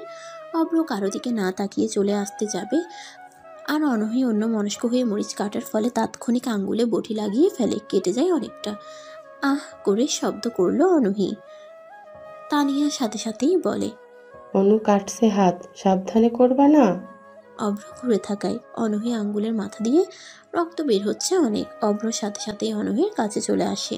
হাতটা ধরে ট্যাপের পানিতে ধুয়ে দেয়। তানিয়াকে বলে, ভাবি, বরফ দিন তো, বের করে জলদি। সাবধানে কাজ করবেন না। স্যাভলন নিয়ে আসেন তো। কতখানি কাটছে, ইস। অভ্র কথাটা বলে অনূহির কাটা হাতের আঙ্গুলটা নিজের মুখের ভিতর পুড়ে নেয়। নীলা, তানিয়া, এমনকি অনূহিও অবাক হয় অভ্রের কাণ্ড দেখে। জিভ দিয়ে অভ্র অনূহির কাটা আঙ্গুলের মাথা ঘষতে থাকে। অনূহি কোনো কথাও বলছে না, কেবল চোখ দিয়ে একটু একটু করে পানি পড়ছে। 2 মিনিট এভাবে রাখার পর তানিয়া বরফ এনে দেয়। অভ্রর গালে ঠোঁটে রক্ত লেগে আছে কিছুটা। অভ্র স্যাভলন দিতে যাবে, তখন অনূহি বলে, আমি স্যাভলন দিব না, অনেক জ্বলবে। এমনিতেও অনেক জ্বলছে, দিব না স্যাভলন। চুপ। ঠাস করে একটা চট দেওয়া উচিত আপনাকে। দেখে শুনে কাজ করতে কি হয়, হ্যাঁ? কাজের সময় মন কোথায় থাকে? বটিতে বসে অমনোযোগী কাজ। ধুর, কি যে করেন না আপনি। চোখ মন দুটোই কি বাহিরে খুলে আসছেন?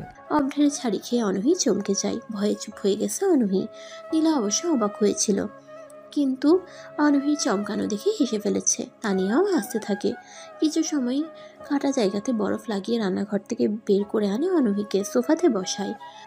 তানিয়া আর নীলা রান্নাঘরেই রান্না করতে বিজি হয়ে পড়ে।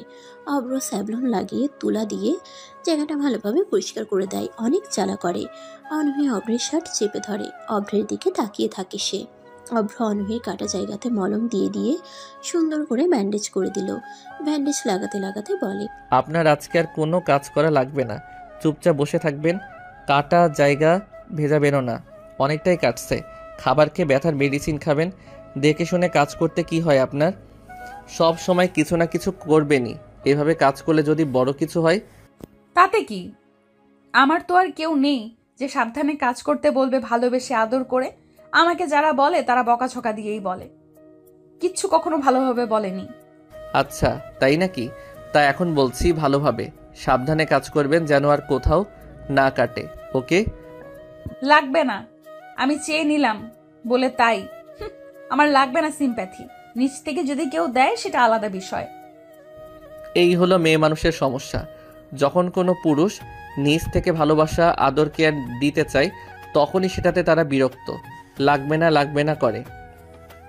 অথচ সেই পুরুষই যখন দূরে সরে যাবে, তখন মেয়ে মানুষের কথায় যদি কিছু দিতে চায়, তখনই তাদের শুনতে হয় চেয়ে নিচ্ছি বলে দেওয়া হচ্ছে। লাগবে না লাগবে না, হায় রে বেডি মানুষ। ওই বেডি মানুষ বলবা না। মেয়েরা এইরকমই, মেয়েরা রাগ করে, সেই রাগেও ভালোবাসা থাকে। মেয়ে মানুষ বিরক্ত হলে চলে যেতে চায়, কিন্তু রাগ করলে আরো ভালোবাসা চায়।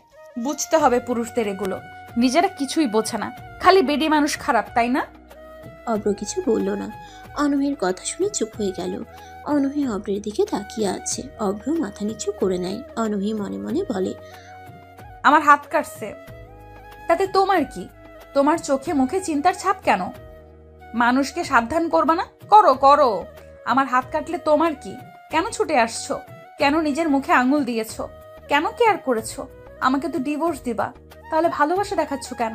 অনহি অব্রের ঠোঁটের উপরে থাকা রক্তের দাগটা নিজের ওড়না দিয়ে মুছে দেয়। অব্র সেখানে আর বসে থাকতে পারে না। জলদি অনহির সামনে থেকে উঠে চলে আসতে যাবে, তখনই অনহি অব্রকে ডাক দেয়।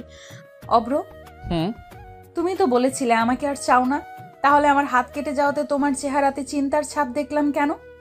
আমাকে নিয়ে উত্তেজিত হয়ে পড়েছো কেন? অব্র অনহির দিকে তাকায় না, তাকাতে যাচ্ছে না সে। অব্র অনহির দিকে না তাকিয়ে বলে, আপনি অফিসিয়ালি এই বাড়ির বউ, এখনও ডিভোর্স হননি, বরের অধিকার দেননি আপনি, কিন্তু আপনি আমার বউ, সেই হিসেবে আমার একটা দায়িত্ব আছে আপনাকে দেখে শুনে রাখা, না হলে মা বাবা বকা দেবে যে আমার বউকে আমি কেয়ার করছি না। ব্যাস এটাই কারণ। হো, তার মানে তুমি আমাকে কেবল কেয়ার করছো বাবা মার বকার ভয়ে? তাছাড়া আবার কি? এই যে আপনার হাত কাটছে, যদি কিছু না করতাম ভাবি, মা আর বাবাকে বলতো অনুহির হাত কেটে গেছে কাজ করতে করতে, অব্র সেখানে ছিল, অব্র দেখেও কিছু বলেনি, তখন মা আমাকে অনেক বকতো, তাই আপনার জন্য এতটুকু করলাম। ও আচ্ছা, ঠিক আছে, ধন্যবাদ। অনহির প্রচন্ড রাগ হচ্ছে। উঠে গিয়ে টেবিলে থাকা গ্লাসটি ছুঁড়ে ফেললো ফ্লোরে, তারপর সোজা রুমে চলে যায়। রুমের দরজা ভেতর থেকে আটকে দিয়ে বিছানায় এসে শুয়ে পড়ে। অনেক কান্না পাচ্ছে অনহির, কিন্তু কাঁদবে না সে, রাগে কান্নাটা চেপে আছে। সে এসির অনেক পাওয়ার বাড়িয়ে শুয়ে পড়ে। কখন যে ঘুমিয়ে পড়ে জানে না অনহি। অব্র চলে আসে রোলেক্সের অফিসে। এখানে সবাই বসে আছে। অব্র আসতেই সাকিব বলে, আবির, এই যে কিছুদিন আগে ফাঁকা ভার্সিটিতে যে ড্রাগস সেলার বিষয়টা উঠলো না, সেই বিষয়ে ভার্সিটির সিকিউরিটি গার্ড জড়িত আছে। আমরা খোঁজ নিতে গিয়ে এটা পেয়েছি, আর সে মেয়ের পরিবারের সাথে কথা বলেছি। জানতে পারি মেয়েটাকে চাকরির নাম করে এমপি তাকে নিয়ে আসে, তারপর এমপির একটা গোপন বাড়িতে রাখে। সেখান থেকেই এমপি দিনের পর দিন মেয়েটার উপর নির্যাতন করে। মেয়েটা না পারতো পালাতে, না পারতো সহ্য করতে। এখন মেয়েটা কোথায় আছে কেউ জানে না, হয়তো খুন হয়েছে। গ্রেট, আমাদের ওই দারোয়ানের সাথে কথা বলতে হবে। দারোয়ান আমাকে চেনে, হয়তো সে তোমাকেও চিনবে। দারোয়ানের সাথে আমার বন্ধু নেহালের একটু খাতির আছে, নেহালের মাধ্যমে ওনাকে তুলে আনার ব্যবস্থা করছি। অব্র কথাগুলো বলে নিহালকে কল দেয়। নিহাল প্রথমেই কলটা রিসিভ করে। বন্ধুদের সাথেই ছিল নিহাল। হঠাৎ অব্রের কল সবার থেকে দূরে এসে বলে, কিরে মামা, তোকে ভার্সিটিতে দেখি না, সেই যে বাসায় আসলি, কোথায় ছিলি এতদিন? বললিও না ঠিক মতো, থানা পুলিশ করে পায়ের জুতা পাতলা হয়ে গিয়েছিল, আর এখন তুমি চান্দু ভুলে গেছো? না রে, ভুলবো কেন? আর বাচ্চাদের মতো কথা বলা অফ করো। শোনো, একটা কাজ আছে। দারোয়ান লতিফকে চিনিস না? হ্যাঁ চিনি, আমার সাথে তো ওনার বেশ খাতির আছে। কেন, তাকে দিয়ে কি হবে? তোর কাজ হলো লতিফকে যেভাবেই হোক আমার কাছে আনতে হবে। আমি তোকে লোকেশন পাঠাচ্ছি, সেই লোকেশনে চলে আসবি। কিন্তু কেন? তিনি বা শুধু শুধু আমার সাথে যাবে কেন? এটা তোর কাজ। আরেকটা কথা, এটা কাউকে বলা যাবে না। আর ভার্সিটি শেষ হতে যাচ্ছে, এখনই কর। অব্র ফোনটা কেটে দেয়। নিহাল বোকার মতো ফোনের দিকে তাকিয়ে থাকে। অব্র যেহেতু বলেছে, নিশ্চয়ই কোনো কারণ আছে। নিহাল লতিফ কাকুর কাছে আসে। লতিফ নিহালকে দেখে খুশি হয়। লতিফের সাথে নিহালের খাতিরের পিছনে একটা কারণও আছে। নিহাল বলে, কাকু, একটা জায়গাতে যেতে হবে, অনেক বিপদে পড়েছি। কি হয়েছে বাবা? আমার গার্লফ্রেন্ড আছে না, ও বেড়াতে গিয়েছিল ওর কয়েকটা কাজিনদের সাথে। এখন সেখানকার কিছু ছেলেরা মিলে ওদের সবাইকে কর দিয়েছে। আমার মুরব্বি বলতে আপনি ছাড়া কেউ নেই এসব শেয়ার করার জন্য। আপনি মেয়ের বাবা হয়ে যাবেন, তাকে নিয়ে আসতে হবে। ও এই ব্যাপার, আচ্ছা ঠিক আছে চলো। ওরা দুজন একটা ট্যাক্সি নেয়। তারপর অভ্রের পাঠানো লোকেশনের দিকে যেতে থাকে। রাজীব পলাতক, কিন্তু কেন? রোলেক্স গ্যাংয়ের নাম শুনতেই রাজীব নিখোঁজ। রাজ অনেক সুস্থ হয়ে ফিরেছে, এটা রাজীবের কানে গিয়েছে। সুস্থ হয়ে ফিরে তার বাবাকে পায়নি রাজ। রাজ বসে আছে। অব্রকে মারার জন্য সে অনেক ধরনের প্ল্যান করতে থাকে। হঠাৎ তার ফোনে একটা কল আসে। স্ক্রিনে তাকিয়ে দেখে অচেনা নাম্বার। রাজ কলটা রিসিভ করলো। ফোনের ওপাশ থেকে বলে, রাজ, আমি তোর বাবা বলছি। কেমন আছিস? ঠিক আছিস তো? ও বাবা, তুমি কোথায় আছো? কেমন আছো? রাজ, এত কথা বলার সময় নেই। তোকে যে জন্য ফোন করছি সেটা বলি। বাবা, তার আগে বলো, অব্র কোন জেলে আছে? আমি ওকে বের করে মেরে ফেলবো। অব্রকে পুলিশ থানা নিয়ে যেতে পারেনি, আর সে অব্র না। মানে কি? আগে বলো, কেন পারোনি? অব্রকে নিয়ে যাচ্ছিল, কিন্তু কোথায় থেকে আর কে? সংস্থানের সবচাইতে পাওয়ারফুল গ্যাং রোলেক্স চলে আসে। রোলেক্স গ্যাং কিন্তু আর কে সংস্থাকে লিড করে। বলা যায় রোলেক্স গ্যাং না থাকলে আর কে সংস্থান অনেক আগেই শেষ হয়ে যেত। আর কে সংস্থান সারা বিশ্ব লিড করেছে, আর এটাকে প্রতিনিধিত্ব করে রোলেক্স গ্যাং। কিন্তু বিডিতে রোলেক্স গ্যাংয়ের মেম্বার আছে, ওরাই অভ্রকে বাঁচিয়েছে। তুই সাবধানে থাকিস। কি? রোলেক্স গ্যাং বিডিতে আছে? কি বলো বাবা, এটা হতেই পারে না। আমার স্বপ্ন রোলেক্স গ্যাংয়ে ঢোকা। এত বছর চেষ্টা করেও পারলাম না। যাদের নামে পুরো পিটি কেঁপে যায়, তারা অপরের মতো একটা নাদান ছেলেকে সেভ করবে? এক মিনিট, অপর নাদান না, ও তো একটা সাইকো। আমাকে পাগলের মতো মেরেছে। ওর মধ্যে কোনো মায়া দয়া দেখিনি আমি। কে হিংস অপর। আমার ওকে মারতেই হবে বাবা। আবার সেটা ভার্সিটির ভিতরেই। ভার্সিটিতে অব্রকে মারলে আমার উপরে কেউ কোনো কথা বলতে পারবে না। কথা শুন তুই। নো, আই নিড অব্র ফর কিল। রাজ কথাটা বলেই ফোনটা কেটে দেয়। অভ্রকে মারার প্ল্যান সাজায়। সে অভ্রকে ভার্সিটির ভিতরেই মারবে। নেহাল অভ্রের দেওয়া লোকেশনে এসে অভ্রকে কল দেয়। অভ্র ফোন কেটে দেয়। সাকিব এসে নেহালের পিছনে দাঁড়ালো। নেহাল সাকিবকে দেখেই বলে, সাকিব ভাই, আপনি আপনি না অভ্রের মামাতো ভাই? অভ্র কোথায়? অভ্র আছে। কিন্তু নেহালের ফোন বেজে উঠল। অভ্রের সিম থেকে কল। নেহাল রিসিভ করে। অভ্র নেহালকে বলে, লতিফ চাচাকে কেন আনতে বললাম জানিস? কেন? চাচা আমাদের ভার্সিটির মেইন ড্রাগ সাপ্লাইয়ার, মানে রাজের খাস লোক। কি কি বলিস? কিভাবে সম্ভব? সবই সম্ভব। সাকিবের সাথে তুই চাচাকে নিয়ে আয়, বাকিটা তুই দেখতে পারবি। অব্রের কথা মতো সাকিব, নেহাল ও লতিফ চাচাকে নিয়ে যেতে থাকে। কিছু সময় হেঁটে একটা ঘর দেখতে পায়। এটা জঙ্গলের ভিতরে। অভ্রকে দেখতে পাই বারান্দায় দাঁড়িয়ে সিগারেট খাচ্ছে। ওরা তিনজন রুমে প্রবেশ করলো। লতিফ নেহালকে বলে, বাবা, তোমার গার্লফ্রেন্ড কই? এটা তো অব্র। তাহলে তোমার গার্লফ্রেন্ডকে কি অব্র আটকে রেখেছে? লতিফ কথাগুলো শেষ করতেই সাকিব এসে ঠাস করে একটা চর বসিয়ে দেয় লতিফের গালে। লতিফ কিছুটা ছিটকে পড়ে। নেহাল চিৎকার করে ওঠে। অভ্র বলে, চাচা, আপনাকে তো আমি ভালো মানুষ ভাবতাম। আপনি তো অনেকটা অমানুষের মতো কাজ করে ফেলেছেন। কি হয়েছে? তোমরা কারা? আমাকে মারছো কেন? কি করলাম আমি? মামুন ভাই। মামুন নামের একটা ছেলে এসে অভ্রের হাতে একটা বড় হাতুড়ি দেয়। অভ্র লতিফের কপালে হাতুড়ি ঠেকিয়ে বলে, সহজ সরল মানুষটার আড়ালে যে খারাপ মানুষ লুকিয়ে থাকে, সেটা অনেকেই টের পায় না। অভ্র, কি করছিস তুই? পাগল হয়ে গেছিস? চাচার গায়ে কেউ কোনো আঘাত করবে না। চুপ থাকতো। চাচা শোনেন, আপনাকে লাস্ট অ্যান্ড ফার্স্ট কোশ্চেন, রাজের হয়ে কত টাকা ড্রাগস সেল করেছেন ভার্সিটিতে? সময় মাত্র 10 সেকেন্ড অ্যান্সারের জন্য। এরপর কি হবে আপনার তা ধারণার বাহিরে। আকাশ ভাই, ইলেকট্রিক শকের ব্যবস্থা করেন। লতিফ ঘাবড়ে যায়। ভয়ে আশেপাশে তাকায়। অভ্র শুনতে থাকে। শেষের 3 সেকেন্ড বাকি থাকতেই লতিফ অভ্রের পা জড়াই ধরে বলে, বাবা, মাফ করে দাও। আমি কি করবো বলো? আমি রাজকে মারার জন্যই ওর দলে যোগ দিয়েছিলাম। কি?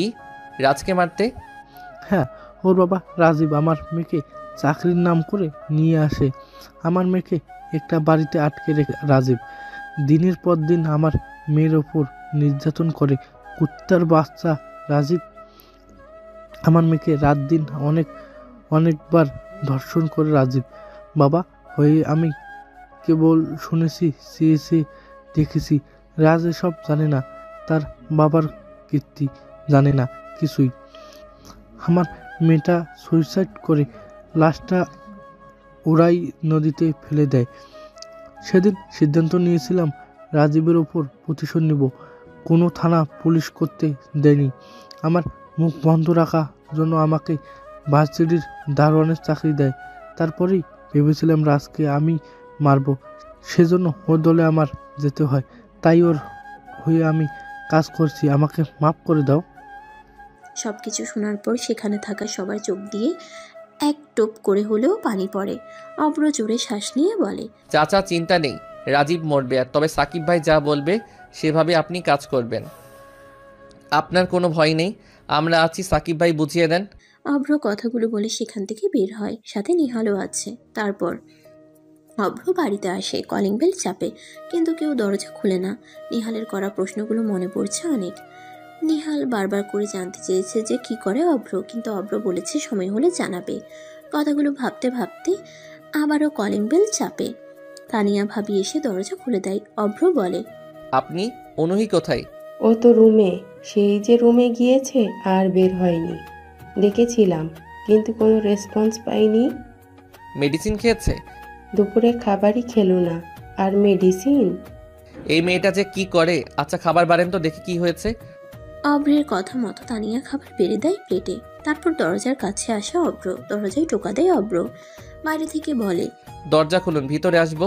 কোনো শব্দ হলো না। খট করে দরজা খোলার শব্দ হয়। অব্র ভিতরে এসেই অবাক, পুরো ঘরে যেন বরফ পড়া অবস্থা। এত ঠান্ডা কেন? তাপমাত্রা যেন 20 ডিগ্রির নিচে। উফ, এই মেয়ে যে কি করে। অব্র দ্রুত এসে অফ করে দেয়। অনহি বিছানায় এসে বসেছে। অব্রও আসলো, অনহির দিকে তাকিয়ে বলে, কি সমস্যা আপনার? এভাবে এসির পাওয়ার বাড়িয়ে দিয়ে কি করছেন? চেহারার রক্ত শূন্যতা দেখা যাচ্ছে। তাতে তোমার কি? আমার কি মানে? কি বলেন? হ্যাঁ সমস্যা নেই, তোমার মা বাবা জানবে না আমার কিছু হলে, তোমাকে বকবে না। কি আজব। আচ্ছা যাই হোক, মেডিসিন নিতে বলেছিলাম, খাবারও না খেয়ে মেডিসিন না নিয়ে শুয়ে আছেন। আমার ইচ্ছা, আমি যা ইচ্ছা করব, কারো কাছে বলার প্রয়োজন মনে করি না। আচ্ছা মনে করতে হবে না, এখন খাবার খেয়ে মেডিসিন দিবেন। পারবো না। কথা শুনুন, যেটা বলছি সেটা শুনুন। বলেছি না নিব না। কি হয়েছে? কিছু হয়নি। তাহলে মেডিসিন নিতে হবে। দেখি হা করেন, খাইয়ে দিচ্ছি। এক কথা বারবার কেন বলছো? বলেছি না লাগবে না কিছু। ও আমি সিদ্ধান্ত নিয়েছি কালকে বাবার বাড়িতে চলে যাব, আর আসবো না। তোমার ডিভোর্স দিতে হলে সেখানে পেপারটা পাঠিয়ে দিও। আচ্ছা দিব, এখন হা করেন। কি আজব, আমার কোনো কথা পাত্তা দিচ্ছ না কেন? তোমার কি সমস্যা? সেটা তো কালকে দেখা যাবে, এখন হা করেন, জলদি হা করেন। বলেছি না আমি পারবো। অনহি কথাটা আর শেষ করতে পারে না। অব্র অনহির ঠোঁটে চুমু বসিয়ে দেয়, কয়েক সেকেন্ড লিপকিস করে ছেড়ে দেয়। অনহি চোখ বড় বড় করে অব্রের দিকে তাকিয়ে থাকে। অব্র প্লেটে খিচুড়ির সাথে মাংস মাখাতে থাকে, অনহির দিকে বাড়িয়ে দেয়। অনহি এমনিতেই অব্রের কিস করার জন্য হাঁ করেছিল অবাক হয়ে, আর অব্র সে হাঁ করা গলে খাবার দিয়ে দেয়। অনহি চিবাতে থাকে। এভাবে 10 মিনিট কেউ কোনো কথা বলে না। অব্র খাবার খাওয়াতে থাকে অনহিকে, অনহি খেতে থাকে। কি বলবে অনহি বুঝতে পারছে না। খাবার প্রায় শেষ, অনহির বিষম লাগে। দ্রুত অব্র গ্লাসে পানি ঢেলে অনহিকে পানিও খাইয়ে দেয়। অনহির নাক দিয়ে কিছুটা পানি ঝরছে। এমনিতে কত ঘন্টা এসির মধ্যে ছিল, তার উপর আবার ঝাল খাবার। অব্র টিস্যু দিয়ে মুখ মুছিয়ে দেয়। তারপর মেডিসিন এনে অনহিকে খাইয়ে দেয় অব্র। অনহি খালি চেয়ে চেয়ে অব্রের কাণ্ড দেখতে থাকে। এই ছেলের কোনো কাহিনী বুঝতে পারছে না অনহি। একবার ইগনোর করে, আরেকবার অনেক কেয়ার করে। সত্যিই কি অব্র অনহিকে ভালোবাসে, নাকি এটা জাস্ট মা বাবার বকার ভয়ে কেয়ারিং? অব্র রুম থেকে চলে যাবে এমন সময় অনহির কোয়েশ্চেন করলো, শোনো, হুম, এই কেয়ারিংটা কি ছিল? যেমন বাবা মার বকার ভয়ে কেয়ার নাকি ভালোবাসার? আপনি যেটা বুঝবেন। বলো না। অব্র কোনো কথা বলল না। অনহির রাগ লাগছে, তবে আবার ভালোও লাগছে যে অব্র তাকে চুমু দিয়েছে। লজ্জা পাচ্ছে ভীষণ। ঠোঁটে হাত দিয়ে একা একাই হেসে ওঠে অনহি। ম্যাম এখন তার স্টুডেন্টের প্রেমে হাবুডুবু খাচ্ছে। অব্র চায়ের দোকানে বসে আছে। সাকিব আসে অব্রের কাছে, চা অর্ডার করে সাকিব। পাশে বসলো সে। অব্র কানে হেডফোন ঢুকায়। সাকিব পত্রিকা হাতে নিয়ে সাকিব অব্রের উদ্দেশ্যে বলে, লতিফকে সব বুঝিয়ে দিয়েছি। লতিফের কাজ হলো শহরে বড় বড় কোনো মানুষ আছে যারা রাজের থেকে মাল নেয় সেই সব ইনফরমেশন দিতে, আর ভার্সিটিতে কখন রাজের লোক আসে সেই সব জানতে। ঠিক আছে, রাজীবের ফোন কি অন হয়েছিল? ও হ্যাঁ, রাজীবের ফোন অন করা আছে। লাস্ট লোকেশন কক্সবাজারে আছে। ও কক্সবাজারে চলে যাও ভাই। রাজীবকে আজ রাতের মধ্যেই আমাদের আন্ডারে রাখতে হবে। তারপর ওর ছেলেকে ধরবো। দেখি রাজ কখন কি করে। আমি চাচ্ছি রাজ কিছু একটা করুক, না হলে আমি আমার পরিবারের কাছে অনেক মিথ্যা বলতে হবে। নিজেকে প্রমাণ করতে হবে তো। তুই শালা ভালো হলি না। জলদি যাও, সময় নেই হাতে। আদনান স্যার চলে আসলে আমাদেরকে ঝাড়বে। উনি আমেরিকাতে গিয়েছে কেন জানো? কেন? আর কে সংস্থানের চেয়ারম্যানের সাথে দেখা করতে। এই বুড়ো বহুত ধরিবাজ, তবে আমাদেরকে ভালোবাসে অনেক। বললাম ওনার মেয়েকে বিয়ের প্রস্তাব দিতে, তুমি তো শুনলে না। চুপ কর, তোর জন্য কিছুই হয় না। সামনে এসে ঝামেলা করিস। ওই গেলাম, বেশিক্ষণ ফিসফিস করলে সমস্যা আছে। আচ্ছা, কক্সবাজারে চলে যাও, আমি এখানটা দেখছি। সাকিব চলে আসে চায়ের দোকান থেকে। অব্র বিল দিয়ে বাহিরে আসে। ফুলের দোকানে আসলো। কতগুলো সাদা গোলাপ কিনলো অব্র। আজকে এই ফুলগুলো সব অনহিকে দিয়ে প্রপোজ করবে, আর অনহিকে সে কষ্ট দেবে না। অনহির কথা ভেবে অব্র হাসতে থাকে। অনেকগুলো ফুল কিনে বাড়িতে আসে অব্র। বাড়ির সামনে নতুন একটা গাড়ি দাঁড় করানো। কে এলো ভিতরে? অব্র দরজায় টোকা দেয়। তানিয়া ভাবি এসে দরজা খুলে দিল।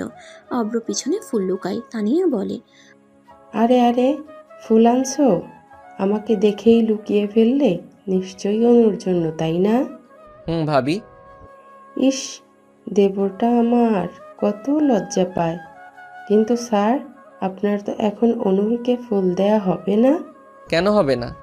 ও তো বিজি, ওর ফ্রেন্ডরা আসছে তাই। ফ্রেন্ড কারা? অব্র ভিতরে আসলো। সুমন, হাবিব, কেয়া, ঈশিতা এসেছে। ওনারা সবাই অনহির ফ্রেন্ডস। অনহির পাশে একদম প্রায় গা ঘেঁষে বসে আছে সুমন। ল্যাপটপে কিছু একটা দেখছে। দুজনের মাথাটাও এক জায়গাতে। অব্র সামনে এসে দাঁড়ায়। ওদের দিকে তাকিয়ে আছে। অনহি কিছু একটা নিয়ে জোরে হাসতে যাবে, তখনই দেখতে পায় অব্র সামনে দাঁড়ানো। অব্র ওদের দিকেই তাকিয়ে আছে। অভ্রের চোখের পলক পড়ছে না। অভ্রের মুখের রং পাল্টাতে শুরু করেছে। অনহি দ্রুত সুমনের থেকে দূরে সরে আসে। মনে মনে বলে, আল্লাহ, অব্রের এই সময়ে আসতে হলো। এতক্ষণ সুমনকে এড়িয়ে চলছিলাম, যে ভয়ে কাছেই যাচ্ছিলাম না, ঠিক সেটাই হলো। আল্লাহ বাঁচাও, আমি নির্দোষ। আমি অব্রকেই ভালোবাসি। অব্রের হাতে ফুল। নীলাকে দেখতে পাই অব্র। নীলার কাছে এসে বলে, এই নাও, এগুলো তোমার জন্য। নেহাল মানে আমার বন্ধুর আজকে লাভ অ্যানিভার্সারি ছিল, তোমার জন্য নিয়ে আসলাম। অব্র তাকায় সুমনদের দিকে। তানিয়া ভাবি নেই সেখানে, তিনি রান্নাঘরে। সুমন অব্রকে দেখেই বলে, অব্র ভাই যে? জি, এটা আমাদের বাড়ি। ম্যাম হলো আমাদের মায়ের বান্ধবীর মেয়ে, এখানে থাকে, ভার্সিটি কাছে। তাই আপনারা কখন আসলেন? একটু আগে। অনুহির সাথে দরকার ছিল। ও, দরকারটা কি শুধু আপনার একার? না মানে হ্যাঁ। আচ্ছা, তাহলে বাইরে যে আলাদা কথা বলে নেন।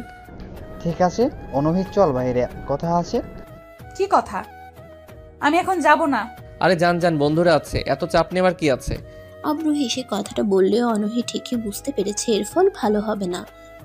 অনহির হাত ধরলো সুমন। অনহি একবার অভ্রের দিকে তাকায়, তারপর হাত ধরার দিকে তাকায়। সুমন অনহির হাত ধরে টেনে বাহিরে আসে। বাড়ির পিছনে এসে দাঁড়ায়। অভ্র রুমে আসে। মেজাজ এতটা খারাপ যে নিজেকে যেন কন্ট্রোল করতে পারে না। তবুও খুব কষ্টে নিজের রাগ সামনে নিয়ে বারান্দায় দাঁড়ালো। আকাশের দিকে তাকিয়ে আছে অভ্র। বাহিরে এসে অনহি সুমনের থেকে হাতটা ছাড়িয়ে নেয়।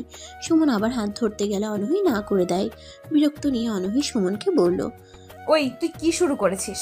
হুটহাট আমার হাত ধরবি না তো, মেজাজ খারাপ হয়। অব্র নিচের দিকে তাকায়। সুমন আর অনহিকে দেখতে পেল। ওদের দেখে চলে আসতে যাবে, তখনই সুমন অনহিকে জড়িয়ে ধরে। অব্র এটা দেখে সেখানে আর দাঁড়ালো না, রুমের ভিতরে চলে আসে। কানে হেডফোন গুঁজে গান শুনতে থাকে। অনহিকে সুমন জড়িয়ে ধরে বলে, অনু, তোকে অনেক ভালোবাসি আমি, বিশ্বাস কর। তোর জন্য আমি বাইরের দেশেও যাইনি, শুধু তোকে পাবার আশাতে দিন গুনেছি। আমি তোকে অনেক অনেক ভালোবাসি। সেম ক্লাসে ছিলাম বলে তোকে সেভাবে চাইতে পারিনি, কিন্তু এখন পারি। আমিও ভালো জব করি, তোকে ভালোবাসার, তোকে কাছে পাবার সব রকম যোগ্যতা আমার আছে। প্লিজ এখন না করে দিস না। অনহি নিজেকে ছাড়িয়ে নেয়। তারপর সুমনের গালে ঠাস ঠাস করে দুটো চর বসিয়ে দেয়। অনহির কাটা হাতের সেই জায়গা থেকে রক্ত পড়তে শুরু করে। অনহি বলতে থাকে, ভালোবাসা? কিসের ভালোবাসা? আমাকে কেন ভালোবাসবি? কখনো তোকে আকার ইঙ্গিত দিয়ে বুঝিয়েছি ভালোবাসা? ভালোবাসা খালি তোর থাকলে হবে না, আমারও তো থাকতে হবে। আমার তোকে ভালো লাগে না। কেন লাগে না তা জানি না, ভালোবাসিস, কিন্তু আমি তোকে বাসি না, এটা কখনো হবেও না। আর সবচাইতে বড় কথা, যেটা তোদেরকে বহু আগেই বলা দরকার ছিল, সেটা হলো আমি বিবাহিত। আমার এই বাড়িতেই বিয়ে হয়েছে, আর আমার হাজবেন্ড হলো অভ্র। বুঝেছিস এবার? কি, তোর স্টুডেন্ট তোর হাজব্যান্ড? হ্যাঁ, তাকে আমি অনেক ভালোবাসি। কখনো আমার সামনে আসবি না, আর যদি আসিস তাহলে অভ্র কি করতে পারে সেটা সেদিন ভার্সিটিতেই দেখেছিলি, মনে আছে? সুমন আর কোনো কথা বলল না, সে চলে যায় সেখান থেকে। অভ্র ছাদে দাঁড়ানো, অনহি আসে অভ্রের কাছে। রাত 10টা বাজে। অভ্র সন্ধ্যার পর থেকে ছাদেই আছে। অনহি কাছে আসতেই অভ্র বলে, এই নিন আপনার ফোন, আমি ফোন কিনবো কালকে, এটার প্রয়োজন নেই আমার। অভ্র, কথা শোনো প্লিজ। কি শুনবো? প্লিজ একবার আমার কথা শোনো। আমার শোনার প্রয়োজন নেই, আমি তো কিছু বলিনি আপনাকে, সো আপনার প্যারা নাই। কথাগুলো বলে অভ্র চলে আসে। তারপর গেস্ট রুমে গিয়ে দরজা আটকে শুয়ে পড়ে। অনহি সারা রাত ছাদে দাঁড়িয়ে কান্না করতে থাকে। কি করবে বুঝতে পারছে না, কেন যে তার সাথেই এমন হয়। অভ্র কেন শুনবে না তার কথা? অভ্র তাকে ডিভোর্স দিয়ে দিবে ভাবতেই অনহির হাউমাউ করে কাঁদতে ইচ্ছে করছে। এতটা কান্না সে কখনো বাবার বাড়িতে থাকতে করেনি। অভ্র অনেক নিষ্ঠুর, আসলে কোনো দয়া মায়া নেই ওর মনে। একটু কথা শুনলে কি এমন হতো? সকাল হয়, অনহির জ্বর এসেছে। ভোরের দিকে সে রুমে এসেছিল, তারপর শুয়ে পড়ে। তবে ঘুম আসেনি ওর। সকালে নীলা রেডি হয়, অভ্র আসে কাছে। সবাই আছে তখন সামনে। অনহির চোখের নিচে দাগ। রেহেনা বেগম খেয়াল করেও কিছু বলেনি। অভ্র নীলাকে বলে, চলো তোমাকে মেডিকেল কলেজে দিয়ে আসি, আমার বাইক আছে, তোমাকে নামিয়ে দিব। ভার্সিটিতে যেতে হবে আজকে। সত্যি আপনার সাথে যাব? হ্যাঁ, কোনো সমস্যা? সমস্যা থাকলেও যেতে হবে, এটা আমার দায়িত্ব। আচ্ছা ঠিক আছে, দাঁড়ান, আমি ফাইলটা নিয়ে আসি। নীলা রুমে চলে যায়। অভ্র সোফাতে বসে আছে। অনহির চোখ দিয়ে পানি পড়ছে। কণা বেগম সেটা টের পায়। অনহিকে বলে, অনু, কি হয়েছে মা তোর? কাঁদছিস কেন? কই কাচ্ছি, হঠাৎ চোখে কি যেন পড়েছে, কেমন যেন খচখচ করছে চোখ। একবার ডলেছি চোখ, মনে হয় সেটার কারণেই পানি পড়ছে। পাগল মেয়ে, কি যে করে, দেখে শুনে কিছু করতে হয় না? এখন কিছু হলে কি হবে? হ্যাঁ, এদিকে আয়, গরম ভাব দিয়ে দিচ্ছি। না থাক, লাগবে না, আমি ভার্সিটিতে যাব, আমার ছুটি শেষ। ও আচ্ছা, তাহলে রেডি হয়ে নে। কথাটা বলেই অনহি চলে যেতে থাকে। কিন্তু টোলে পড়ে যাচ্ছিল দেখে কণা বেগম দৌড়ে আসে। অনহিকে ধরতেই দেখে গায়ে প্রচন্ড জ্বর। অভ্রকে ডাকে, অভ্র, অনুর গায়ে জ্বর বলিসনি কেন? দেখে তো গা পুড়ে যাচ্ছে একদম। মেডিসিন আছে, খাইয়ে দাও, ঠিক হয়ে যাবে। ঠিক আছে মা, আমি, ছেড়ে দেন। না ঠিক নেই অভ্র, ডাক্তারের কাছে নিতে হবে অনুকে। নীলা আসে। অভ্র বলে, বের হলাম। অভ্র কোনো দিক না তাকিয়ে নীলাকে নিয়ে বের হয়। নীলাকে ভার্সিটিতে নামিয়ে দেয়। অয়ন ডাক্তার নিয়ে আসে, অনহিকে মেডিসিন দেয়। অভ্র ভার্সিটিতে আসে। ভার্সিটির পুরো পরিবেশটা থমথমে হয়ে আছে। মনে হচ্ছে যেন কেউ নেই। চারপাশ একদম ফাঁকা ফাঁকা লাগছে, কিন্তু কেন কেউ নেই। গেটে দারোয়ান চাচাকেও দেখেনি অভ্র। তাহলে স্টুডেন্টসরা কি কেউ আসেনি? না না, এখন তো ক্লাস চলছে না, শুরু হতে অনেক সময় বাকি। তাহলে সবাই কোথায়? অভ্র নিহালের নাম্বারে কল দেয়। রিং বেজে ওঠে। অভ্র নিহালের ফোনের টিউন শুনতে পায়। ওরা যেখানে বসে আড্ডা দেয় সেখান থেকে ফোনের শব্দটা আসছে। অভ্র সেদিকে এগিয়ে যায়। ঘাসের ভিতরে ফোন পড়ে আছে। অভ্র নিচু হয়ে ফোনটা হাতে নিতে যাবে, ঠিক তখনই প্রচণ্ড গতিতে কে যেন অভ্রের মাথার পিছনে রড দিয়ে জোরে আঘাত করে। অভ্র থপ করে নিচে পড়ে যায়। ঘুরে তাকিয়ে দেখে ওর খুব চেনা একজন অভ্রের মাথায় জোরে আঘাত করেছে। অভ্র পিছনে হাত দেয়। রক্ত পড়ছে মাথা ফেটে। চোখে অন্ধকার দেখতে থাকে সে। তারপর অভ্র নিহালের ফোনটা হাতে নিতেই কে যেন অভ্রের মাথায় খুব জোরে লোহার রড দিয়ে বাড়ি দেয়। অভ্র মাটিতে পড়ে মাথার পিছনে হাত দিতেই দেখতে পায় অনেক রক্ত বের হচ্ছে। চোখ বোঝার আগে তাকিয়ে দেখে রাজ রড হাতে নিয়ে দাঁড়িয়ে আছে। অভ্রের আর কিছু মনে নেই।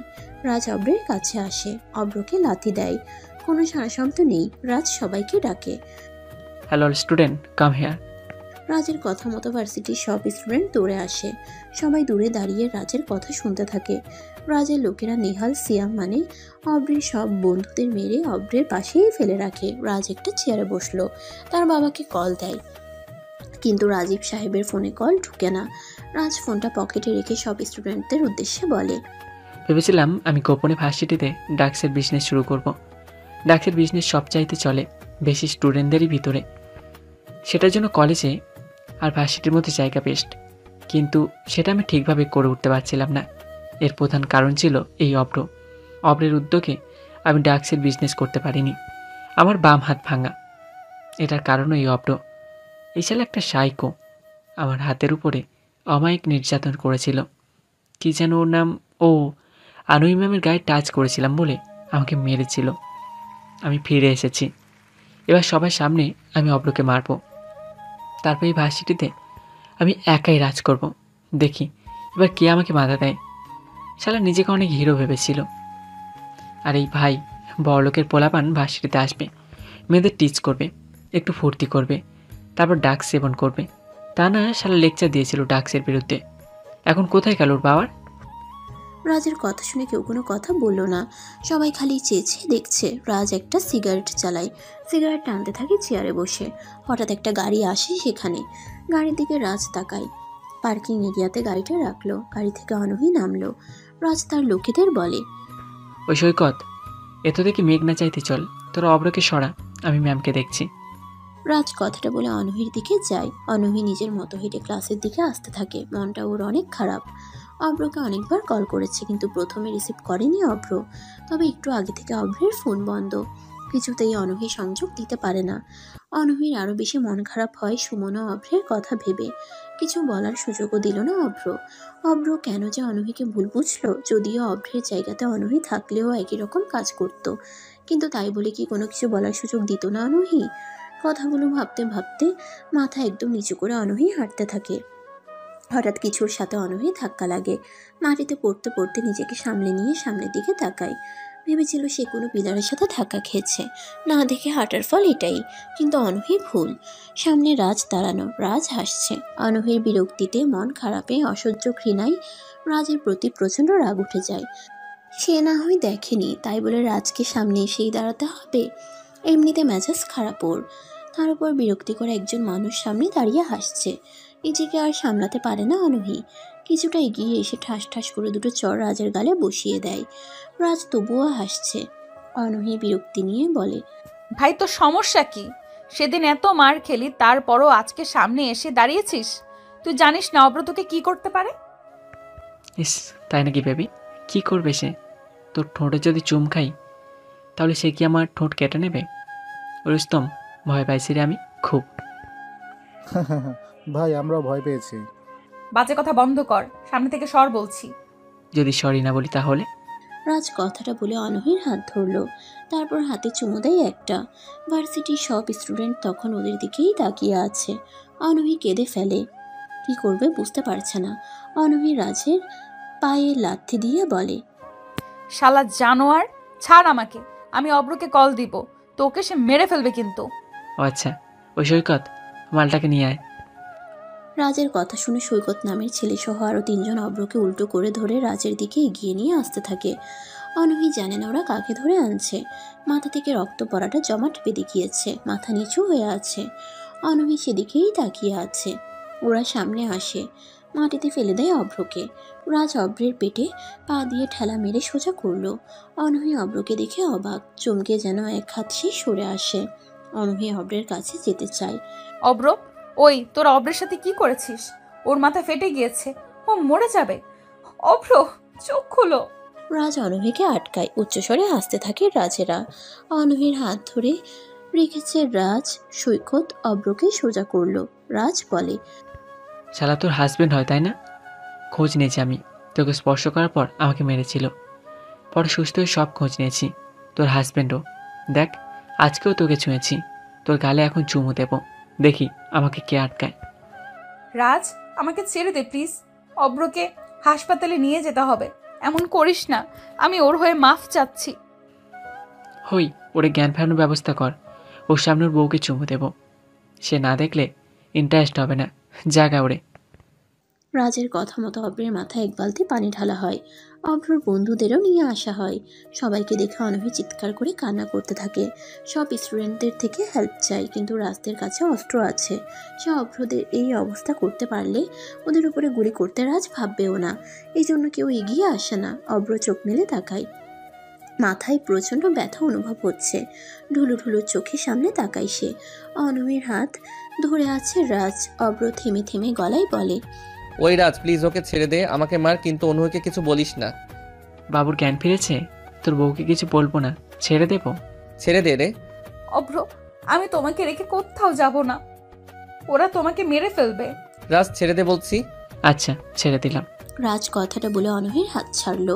অনহি দৌড়ে অভ্রের কাছে আসবে তার আগেই রাজ আবার অনহির হাত ধরলো। অনহিকে সোজা করে খুব জোরে অনহির গালে ঠাস করে একটা চড় দেয় রাজ। অনহি মাটিতে আছড়ে পড়ে, ঠোঁটের কোনা ফেটে রক্ত বের হতে থাকে অনহির। অভ্র এটা দেখে চিৎকার করে। অনহির দিকে আসতে যাবে তখনই কতগুলো লাথি পড়ে অভ্রের গায়ের উপর। অভ্র মাটিতে পড়ে যায়, নিঃশ্বাসে তার ধুলো উঠতে থাকে। ম্যাম, এই ম্যান উঠুন ম্যাম। অভ্র তুমি পালাও।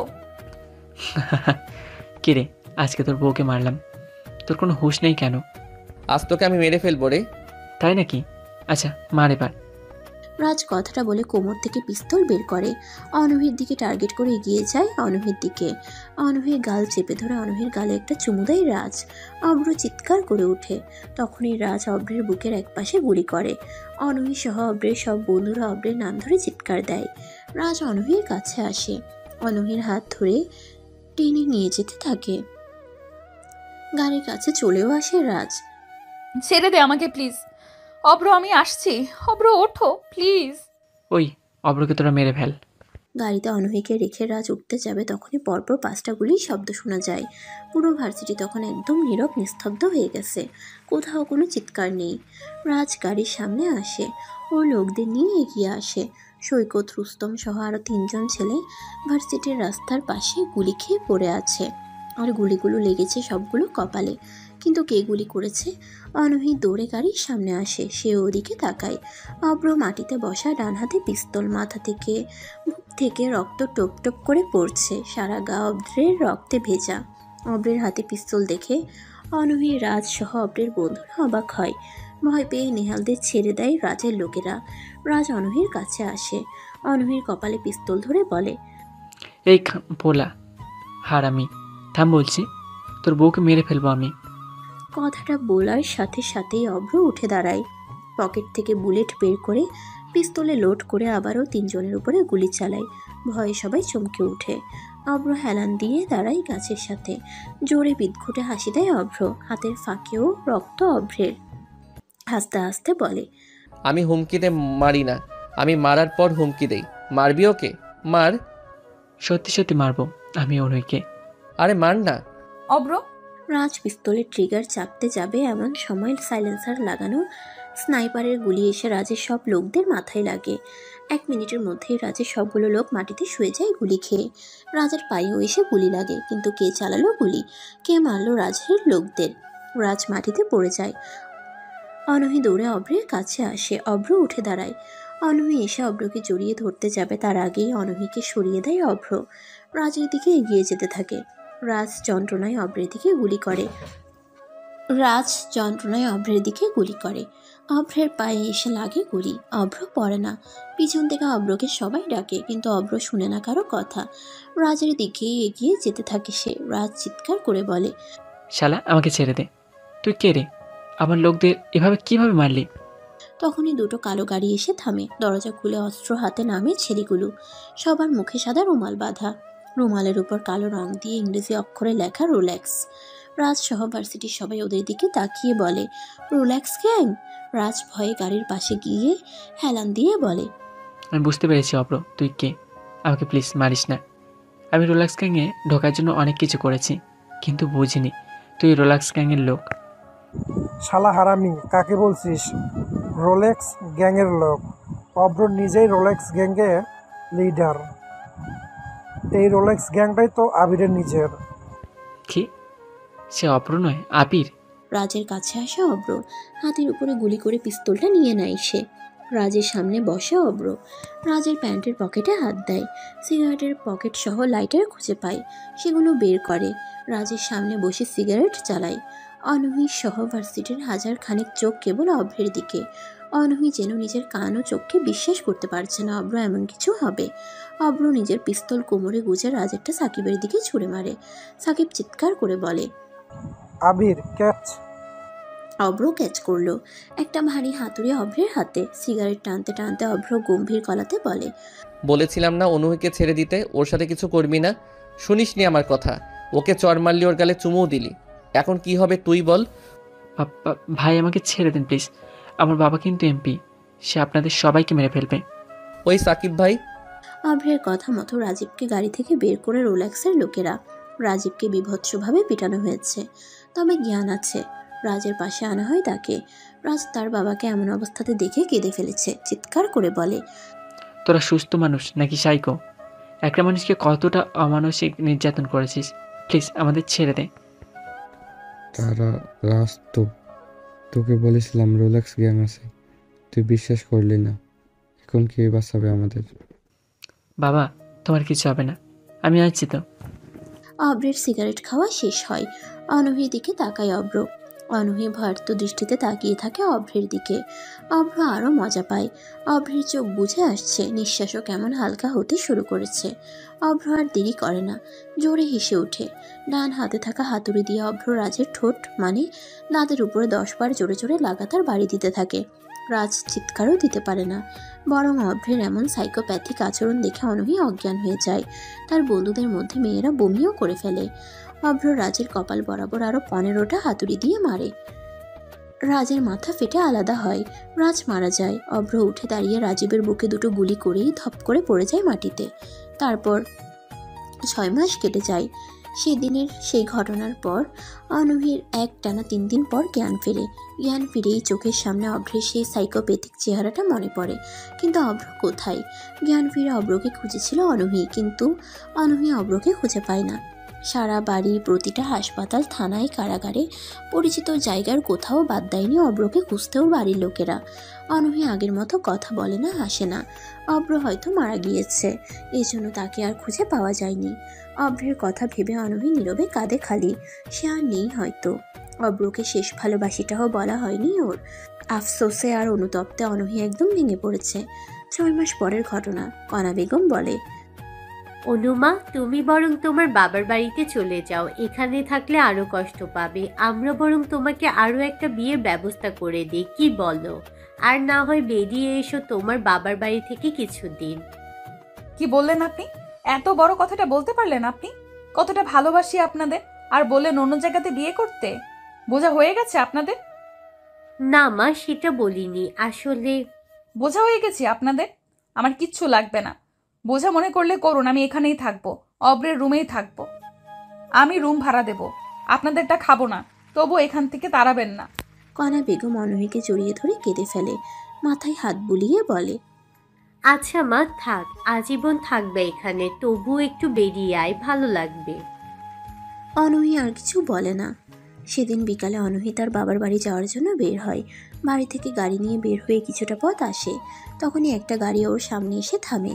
অনহি গাড়ি থামাতেই সামনের গাড়ি থেকে 4 জন ছেলে দৌড়ে আসে। গাড়ির গেট খুলে অনহিকে বের করে, টেনে নিয়ে নিজেদের গাড়িতে তুলে মুখে টেপ দিয়ে পুরো চোখ ঢেকে দেয় অনহির। তারপর অনহির চোখ বাঁধা, সে দাঁড়িয়ে আছে কোথাও, হাতের বাঁধনও খুলে দেওয়া হয়েছে। ফুরফুরে বাতাস আসছে, বাতাসে অনহির চুলগুলো উড়ে যাচ্ছে। সে চোখ থেকে কালো কাপড়টা সরায়। সে একটা ছাদে দাঁড়ানো, সামনে একটা সমুদ্র, কিন্তু সে কোথায়? এখানে কেন তাকে নিয়ে আসা হয়েছে জানে না অনহি। সমুদ্র থেকে মনটা ভালো হয়ে যায়। অনহি চারপাশে চোখ বুলাতে থাকে। ছাদের এক কোণাতে কে যেন সমুদ্রের দিকে মুখ করে দাঁড়ানো। অনহি দ্রুত হেঁটে যায়। কে আপনি? আমাকে এখানে তুলে আনা হয়েছে কেন? ছেলেটা ঘুরে তাকায় অনহির দিকে। অনহি সামনে দাঁড়িয়ে থাকা ছেলেটাকে দেখে চমকায়, নিজের চোখে যেন বিশ্বাসই করতে পারছে না। এই যে অভ্র দাঁড়িয়ে। অভ্রকে দেখেই চিৎকার করে তার নাম ধরে ডেকে বুকে ঝাঁপিয়ে পড়ে অনহি। জড়িয়ে ধরে কান্না করতে করতে বলে, তুমি তুমি এখানে? তুমি ঠিক আছো? জানো তোমাকে কত কত জায়গায় খুঁজেছি, একবারও কি সামনে আসা যায় না? কত অপেক্ষা করতে হয়েছে তোমার জন্য জানো? তুমি আমার থেকে কেন চলে যেতে চাও বারবার? তুমি কেন বোঝো না আমি তোমাকে কতটা ভালোবাসি? সেদিন সুমন আমাকে প্রপোজ করেছিল সত্য, আমি তাকে চরও দিয়েছিলাম। তোমাকে কখনো ভালোবাসি বলা হয়নি আমার। আমি তোমাকে ভালোবাসি অভ্র। আমি জানি সেটা। সব জানতে? তাহলে কেন এমন করতে? কেন ইগনোর করতে? কেন হারিয়ে যাও? কেন এমন হলো? আস্তে, এত উত্তেজিত কেন? এতগুলো প্রশ্ন করলে কোনটা রেখে কোনটার উত্তর দিব? সব কিছুর উত্তর চাই। অভ্র অনূহীকে নিজের থেকে ছাড়িয়ে নেয়। সমুদ্রের দিকে তাকিয়ে অনূহীকে বলে, আমি হলাম একজন মাস্তান, তবে আর কে সংস্থানের হয়ে কাজ করি। এই সংস্থানের কাজ কি সেটা তো তুমি জানোই। সংস্থানের কাজ হলো সব দেশের মধ্যে সন্ত্রাস, ড্রাগস বিজনেসকারীদেরকে খুঁজে বের করে তাদেরকে শেষ করা। প্রতিটা দেশেই এই সংস্থানের একটা করে গ্যাং আছে, আর আমাদের দেশের গ্যাংয়ের নাম রোলেক্স। আর কে সংস্থানের অনেক মালিক থাকলেও এই সংস্থানের কাছের গ্যাং হলাম আমরা। আদনান সাহেবের মাধ্যমে, মানে নীলার বাবার কারণে এই আর কে সংস্থানের সাথে যুক্ত হই, গড়ে তুলি রোলেক্স গ্যাং। ছদ্মবেশে থাকতাম আমি। রোলেক্স গ্যাংয়ে আমার নাম আবির। সেদিন ভার্সিটিতে সাকিবেরাই আমাকে এখানে নিয়ে আসে। যাই হোক, জানি আমি মাস্তান, তবুও তোমাকে ভালোবাসি। আমার সাথে থাকতে হলে এসব কিছু মেনে নিয়েই থাকতে হবে। যদি না পারো তাহলে তোমাকে তোমার জায়গাতে আবার রেখে আসবো। অনূহী কিছু সময় সমুদ্রের দিকে তাকিয়ে থাকে। সমুদ্র থেকে দূরে একটা বাড়ি, বেশ চমৎকার জায়গা। অনূহী অভ্রের কাছে আসে, এক হাত জড়িয়ে ধরে কাঁধে মাথা রেখে বলে, সারা জীবন তোমার সাথেই থাকতে চাই, তবে শর্ত হলো সাধারণ পাবলিক যেন জানে না তুমি কে, কি করো। অভ্র মুচকি হাসে, অনূহীকে জড়িয়ে ধরে বুকে চেপে নেয়। Thank you ma'am. ম্যাম? ওই, আমি তোমার কিসের ম্যাম? হ্যাঁ, আপনি আমার ম্যাম বউ। আপনি? আমি তোমার আপনিতে আছি? তুমি করে বলছিল, সুন্দর ছিল তো। আপনাকে তুমি বলতে কেমন লাগে? আপনিতেই থাকুন। সবাই তো তার বউকে তুমি আর বরকে আপনি বলে, আমি না হয় তার উল্টো হলাম। আপনিতেই থাকুন। পাগল একটা। না মরে আপনার কাছে চলে এসেছি, আর তোমাকে হারাতে দিচ্ছি না জনাব। হারাবো না আপনাকে রেখে। দুজনে হাসে, তারপর একসাথে দাঁড়িয়ে সমুদ্র দেখতে থাকে।